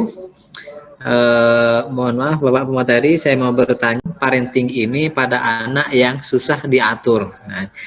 Nah ini kadang-kadang mungkin ini sudah anaknya sudah hadung besar, kemudian baru belajar Quranic parenting dan lain sebagainya. Mohon maaf, apakah Prof Mustaqim masih ikut acara, Prof? Prof Mustaqim.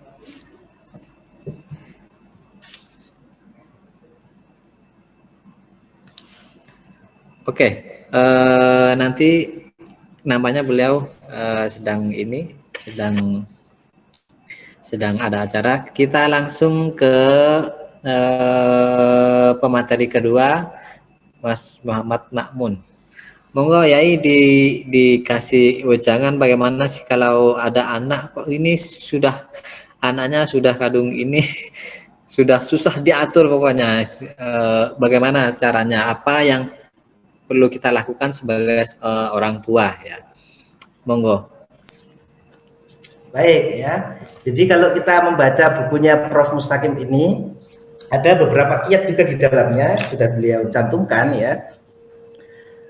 Yang pertama, kita sebagai orang tua itu sebelum ke sana ya, idealnya kita, bahkan kewajiban kita sebagai orang tua dan adik-adik mahasiswa nanti ketika sudah menjadi orang tua itu betul-betul memahami kondisi psikologi anak ya. Jadi betul-betul memahami psikologi anak sehingga apa?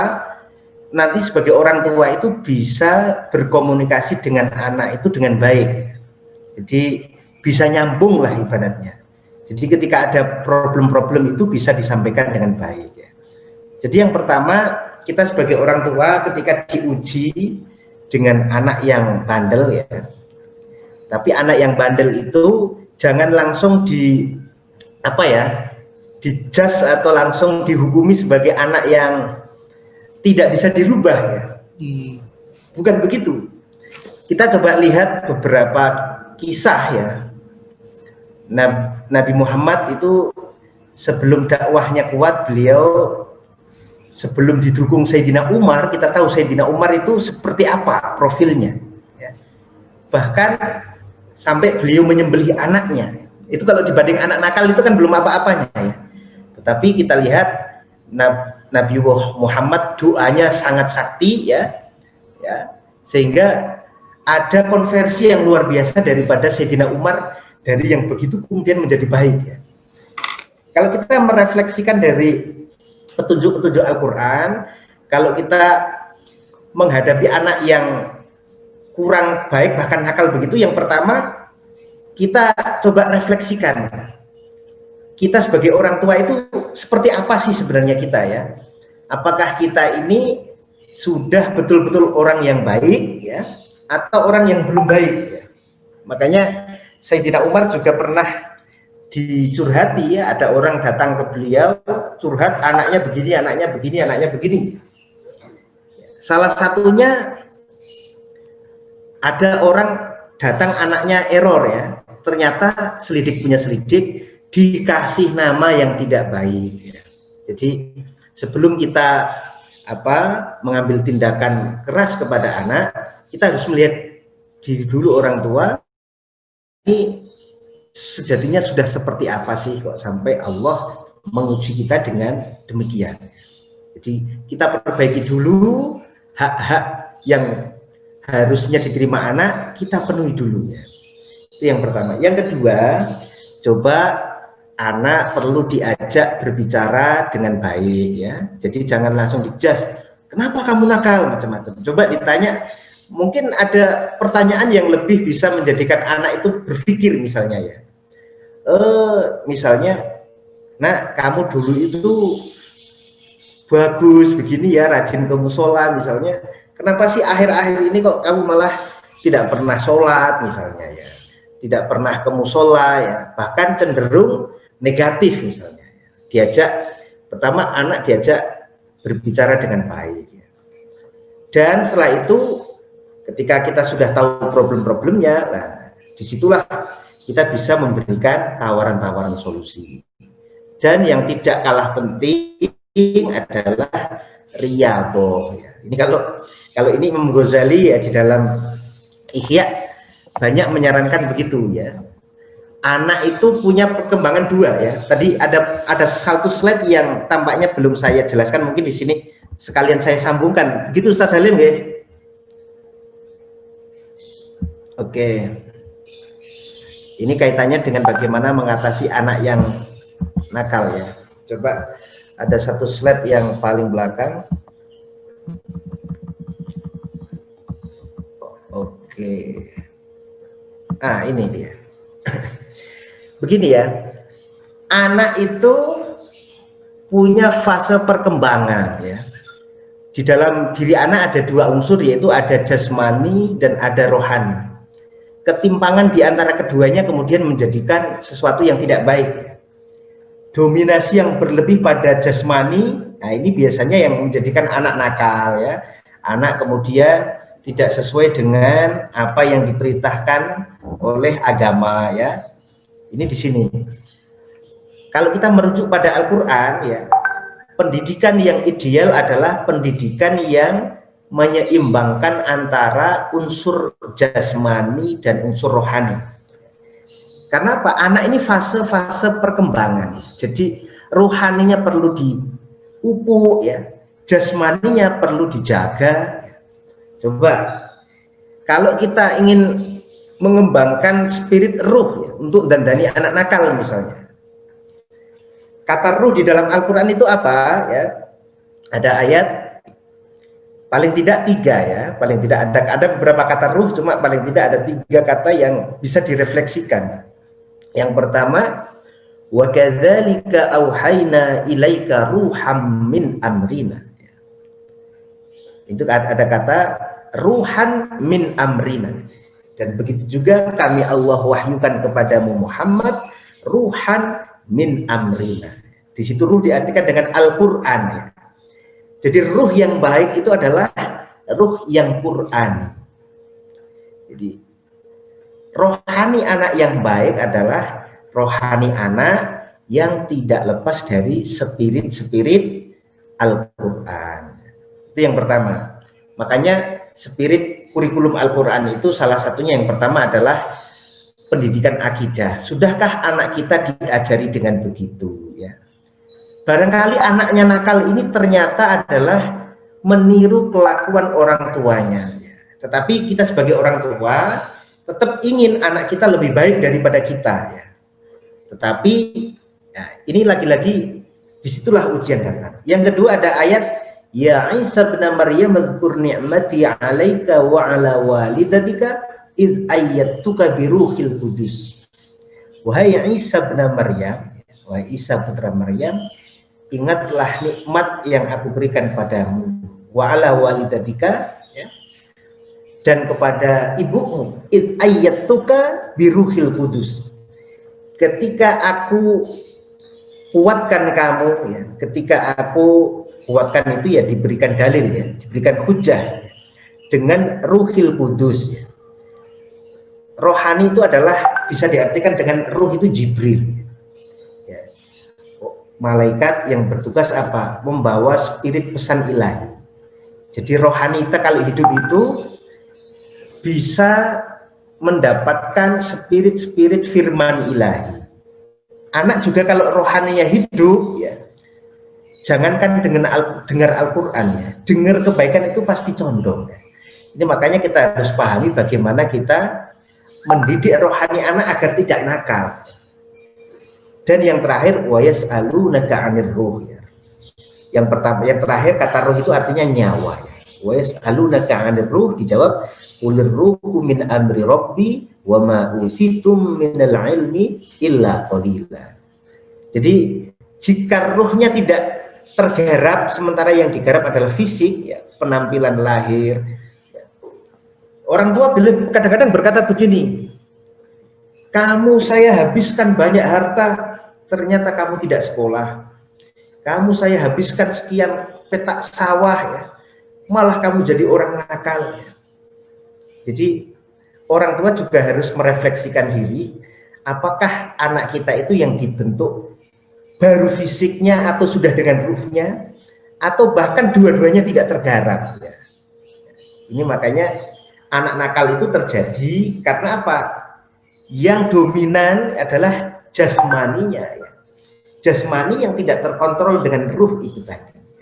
Nah makanya solusinya adalah kita perlu sedikit demi sedikit, setahap demi setahap untuk memperbaiki rohani ya daripada anak kita.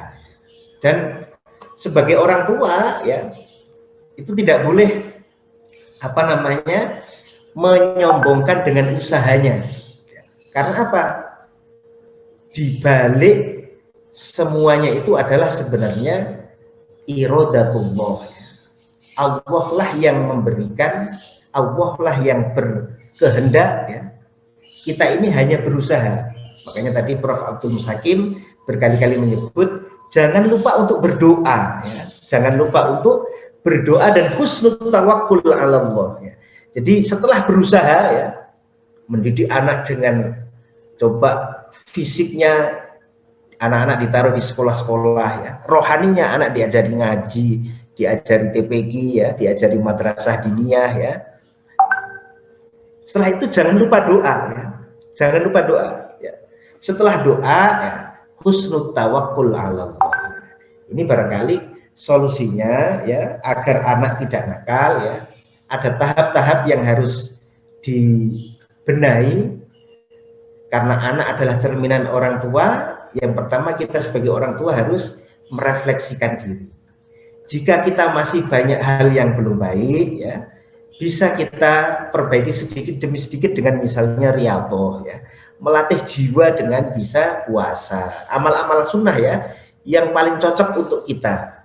Yang suka sholat ya bisa sholat, yang kuat puasa bisa puasa, yang kuat menghatamkan Al-Quran misalnya bisa ke sana. Itu barangkali Kiai Halim untuk yang pertanyaan tadi. Terima kasih atas pemaparannya, Yai Muhammad Amun. Kami kembali ke pemateri yang pertama. Apakah Prof. Abdul Mustaqim masih ikut?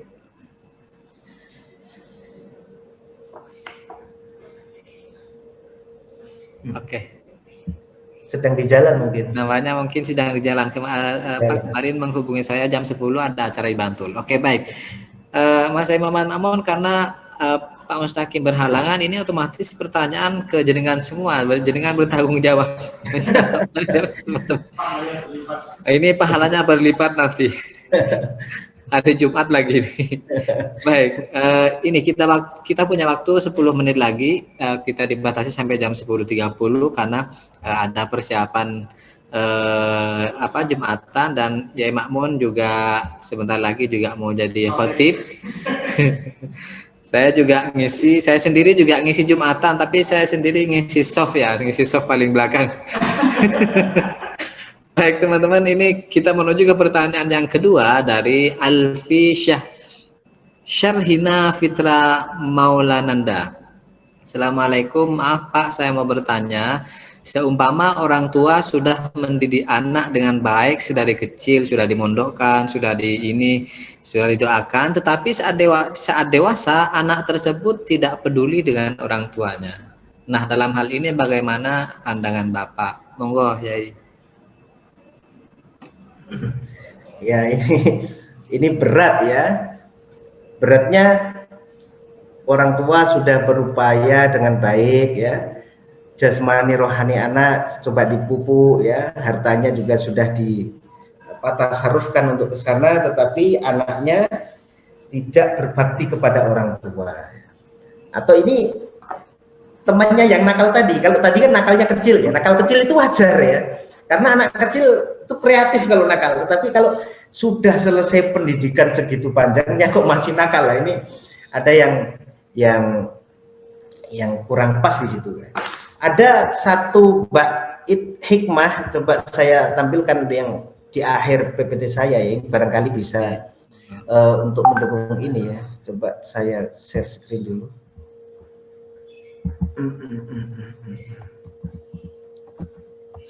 Iya, ini barangkali ya. Nah, ada kalam hikmah dari Ibnu Athaillah As-Sakandari.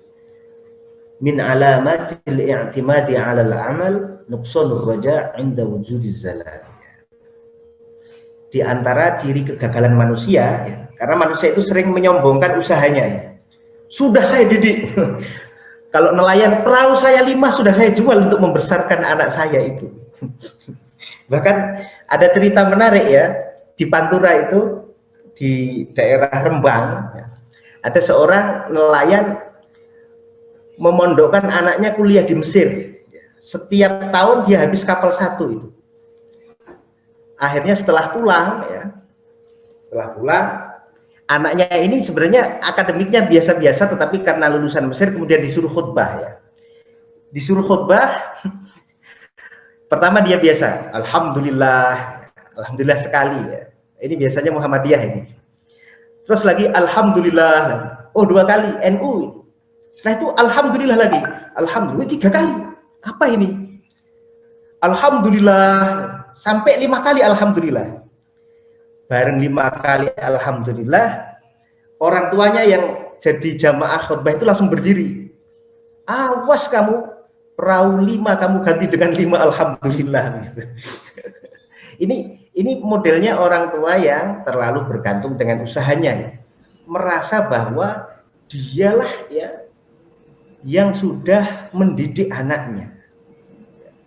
Ini makanya apa? Di antara ciri kegagalan manusia karena ketergantungannya terhadap usahanya sendiri adalah manakala mereka diuji malapetaka, ya, gagal mendidik anak dalam konteks ini, mereka akan putus asa. Ya. Jadi ini makanya apa?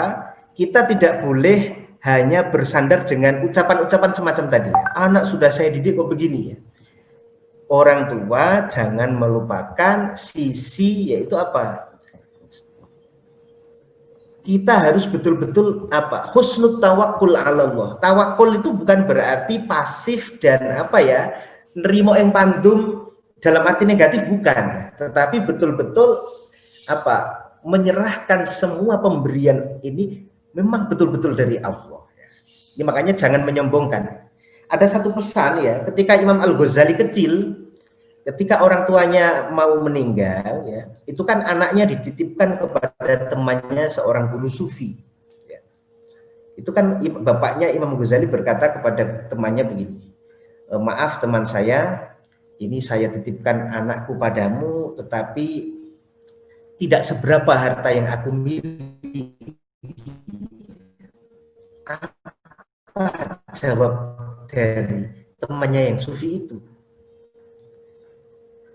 Apakah kasih sayangmu, pertanyaannya begini, apakah kamu merasa yang mencukupi anakmu ini selama ini? Ya. Jadi apa namanya, coba internet saya agak kurang stabil ya, saya tata sebentar. Jelas nggak Mas Halim? Jelas ya, jelas. Oh, jelas. Ada keterangan tidak stabil tadi. Oke. Lah, kemudian ada pertanyaan semacam itu, baru sadar apa ayahnya Imam Al-Ghazali betul ya, beliau dikaruniai anak yang hebat, beliau orang biasa, tetapi 2 anaknya Muhammad dan Ahmad itu orang hebat-hebat ya. Nanti Muhammad Al-Ghazali jadi Hujjatul Islam, adiknya Ahmad Al-Ghazali jadi seorang sufi besar. Imam Al-Ghazali sufi besar juga, mengalahkan adiknya, tetapi beliau lebih terkenal kealimannya ya. Nah, kita kembali pada tadi ya. Ketika orang tua diuji ya, gagal mendidik anak ya, ini biasanya kegagalan itu karena apa? Mereka menyandarkan kepada usahanya sendiri, lupa untuk selalu bersandar kepada Sang Pencipta. Kita kan pernah diingatkan oleh Allah mengapa iblis gagal ya. Iblis sudah 800 tahun atau 800.000 tahun menghamba, mengabid ya, ibadah kepada Allah. Tapi mengapa gagal? Selidik punya selidik, ternyata iblis itu apa? Menggantungkan terhadap usahanya sendiri, menyombongkan amal ya. Ini kita sebagai orang tua juga jangan sekali-kali ketika kita mendidik anak kemudian anak saya sudah saya ini kan. Itu jangan sampai begitu ya. Nah, kalau kita mendapati anak yang semacam itu ya, jika memang betul sudah usaha kita lakukan ya, macam-macam, tidak usah cemas sebagai orang tua, tidak usah cemas ya. Kewajibannya tidak akan salah ya. Kebaikan itu kalau tidak dipanen pada generasi anak, generasi cucu atau setelah cucu pasti akan dipanen. Kita lihat kisah tadi ya, kisah Nabi Nuh ya, diuji oleh Allah dengan keturunannya ya. Ada yang tidak mengikuti perintah beliau. Kita diberikan contoh Nabi Adam diuji dengan putranya ya, Qabil misalnya. Apakah Nabi Adam tidak mendidik dengan baik ya? Tentu pendidikan Nabi Adam dan pendidikan kita orang tua bagus, pendidikan Nabi Adam ya. Tapi iradatullah memang berkehendak lain. Ini makanya orang tua tidak bisa memilih anaknya seperti apa. Anak juga tidak bisa memilih, saya ingin dilahirkan dari bukan bapak saya yang ini, saya ingin yang lebih bagus, tidak bisa. Ya. Ini makanya usaha untuk ke sana, mumpung belum kalian yang masih mahasiswa ini, kabar baiknya kalian bisa memilih calon istri yang baik, calon suami yang baik ya, dan calon mertua yang baik. Ya.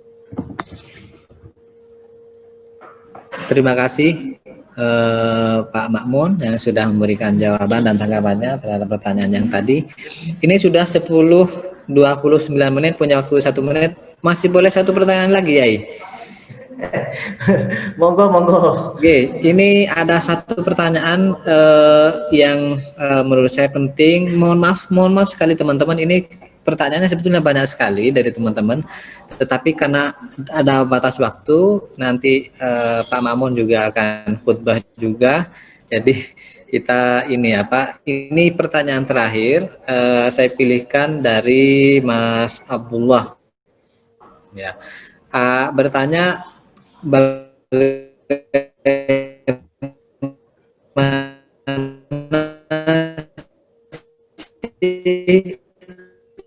ini kan terkait dengan P3KMI, bagaimana sih caranya agar kadang-kadang pada waktu futur kadang malas mau ngapa-ngapain, itu bagaimana menjaga menjaga semangat itu, Mas Yai? Ini teman-teman saya sebutkan Pak Makmun ini adalah seorang hafiz Al-Quran. Beliau pertanyaan ini tepat sekali ditanyakan kepada beliau. Mohon maaf, diulangi Kiai, pertanyaannya gini. Oh iya, pertanyaan dari Mas Abdullah, bagaimana caranya agar kita itu senantiasa semangat di dalam belajar dan menderes Al-Quran, baik belajar bacaan maupun menderes hafalan ya. Ini kadang-kadang ada kendala-kendala di situ dari teman-teman. Pertanyaannya berat ya. Yang pertama, kita sering dikasih tahu oleh kiai-kiai kita bahwa Al-Quran itu ibaratnya istri yang tidak bisa dimadu ya. Jadi bagaimana kita mencintai dia ya. Paling enggak ada beberapa hal yang harus diketahui ya. Ada satu bait syair dari seorang pakar ilmu qiraat ya, wa inna kitaballahi awsaqu syafi'in wa agna gunain wahiban mutafaddila wa khairu jalisin la yumallu hadithuhu wa tardaduhu yazdadu fihi tajammula. Pada bait yang kedua saya kira yang relevan dengan ini ya. Jadi wa inna kitaballahi awsaqu syafi'in, saya terjemah saja yang ini. Al-Quran kitab Allah itu adalah pemberi syafaat yang nyata, tidak usah kita jelaskan. Wa agna gunain wahiban mutafaddila, sebaik-baik pemberikan kecukupan yang nyata. Wahiban mutafadila itu artinya wahiban itu memberikan pahala, mutafadilan orang yang membaca menjadi unggul ya. Nah ini setelah ini wa khairu jalisin la yumallu hadisu. Al-Quran itu dikatakan dalam manzumah Syatibiyah ya. Syatibiyah sering kita baca kalau kita mengkaji ilmu qiraat ya. Ustaz Halim ini biasanya. Al-Quran itu adalah khairu jalis, sebaik-baik jalis kawan duduk ya. Sifat musyabbahah bismil fa'il. Kawan duduk yang la yumallu hadithuhu, yang beritanya, informasinya tidak bikin bosan. Untuk kita bisa masuk level ini penting ya. Kalau bisa kita menjadikan Al-Quran itu sudah levelnya ini ya. Makanya kita sering berdoa, ya Rabbi matti'ni bisirri hurufihi, kalau mau baca Quran itu kan. Wa nawwir bihi qalbi wa sam'i dan seterusnya itu. Jadi bagaimana Al-Quran itu menjadi kawan duduk yang tidak bosenin hadisuhu. Al-Quran itu kan mukjizat ya. dari bacaannya saja itu nggak bosenin. Ya. Tetapi ini perlu latihan agar kita bisa masuk ke sana ya. Secara teori kita bisa memahami itu ya. Tetapi untuk kemudian mempraktekannya ya sedikit demi sedikit, setahap demi setahap. Nanti kalau kita sudah meninggalkan itu, kita nanti akan gelo kalau dalam bahasa Jawanya. Gelo itu apa ya? Merasa eman-eman. Jadi misalnya orang mendengarkan lagu Roma Irama. Lagu Roma judulnya Bahtera misalnya. Diputar 10 kali sudah bosan orang itu. Berbeda dengan Al-Qur'an. Kalau yang membaca Kiai Muammar ya atau kori-kori yang hebat kita nggak bosen, tapi yang baca ini orang yang suaranya nggak jelas saja kita nggak bosen. Itu mukjizat ya. Apalagi yang baca Ustadz Halim, wah itu jelas enak sekali bahasanya. Ya, itu baru dari bacaan, belum lagi apa hadis ya, berita, tafsirannya ya. Sejak Al-Quran turun sampai sekarang, Al-Quran memproduksi banyak pengetahuan, banyak penafsiran, ulama banyak menafsirkan ya. Informasinya selalu up to date ya, tidak ada yang bikin bosen. Nah, ini makanya untuk masuk ke tahap sana itu pertama harus ada pengetahuan dulu agar orang tahu, oh dahsyat sekali Al-Quran itu. Kemudian setelah itu ada usaha. Watardaduhu yazdadu fihi tajammula. Di bait yang terakhir dari 2 bait tadi. Dan mengulang-ulang baca Al-Quran ya, watardaduhu mengulang-ulang ya, atau murajaah ya, deres ya. Yazdadu fihi tajammula. Itu ada efek plus yang nempel di dalam orang yang baca itu ya. Tajammula ini predikat yang diberikan Allah ya.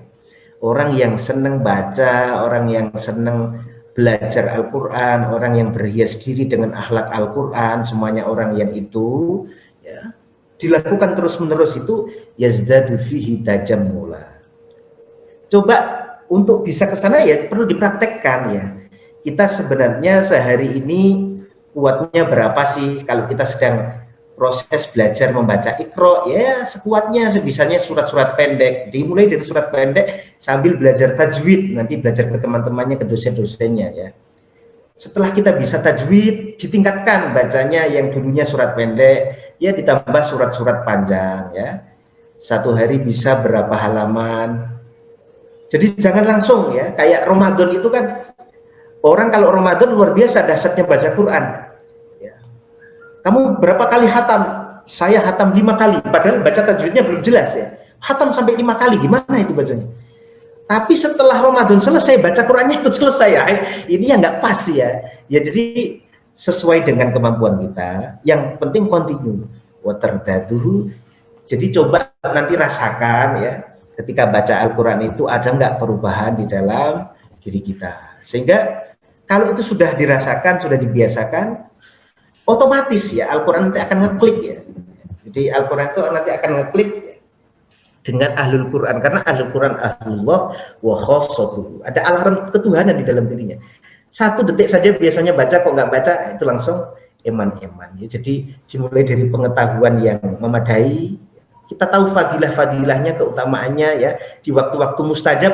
Ya mulai dari waktu-waktu mustajab itu ya, si para jomblo-jomblo ini ya di waktu mustajab baca Quran terus doa gitu kan, mudah-mudahan diberikan apa istri yang baik, suami yang baik, punya anak yang baik. Dimulai dari situ, waktu mustajab baca sedikit ayat, baca belajar tajwid ya. Setelah itu ditingkatkan. Barangkali itu sedikit dari saya, Kiai. Baik, terima kasih atas tanggapannya dari Mas Yai Ma'mun. Saya kira sudah jelas sekali teman-teman, ada banyak hal yang bisa kita lakukan untuk senantiasa bisa istiqomah ya. Salah satunya adalah mengetahui fadilah-fadilah betapa mulianya orang yang mau belajar dan mau membaca Al-Quran itu ya. Baik, teman-teman tidak bisa menyampaikan semua pertanyaan dari teman-teman yang sebetulnya banyak karena kita dibatasi oleh waktu. Terakhir dari saya, mudah-mudahan apa yang disampaikan oleh para pemateri, Prof. Dr. Haji Abdul Mustaqim, kemudian Bapak Muhammad Ma'mun M. Hum, bisa kita cerita sehari-hari kelak nanti ketika kita mengajar, ketika kita mengasuh anak, ketika kita memiliki anak, dan lain sebagainya.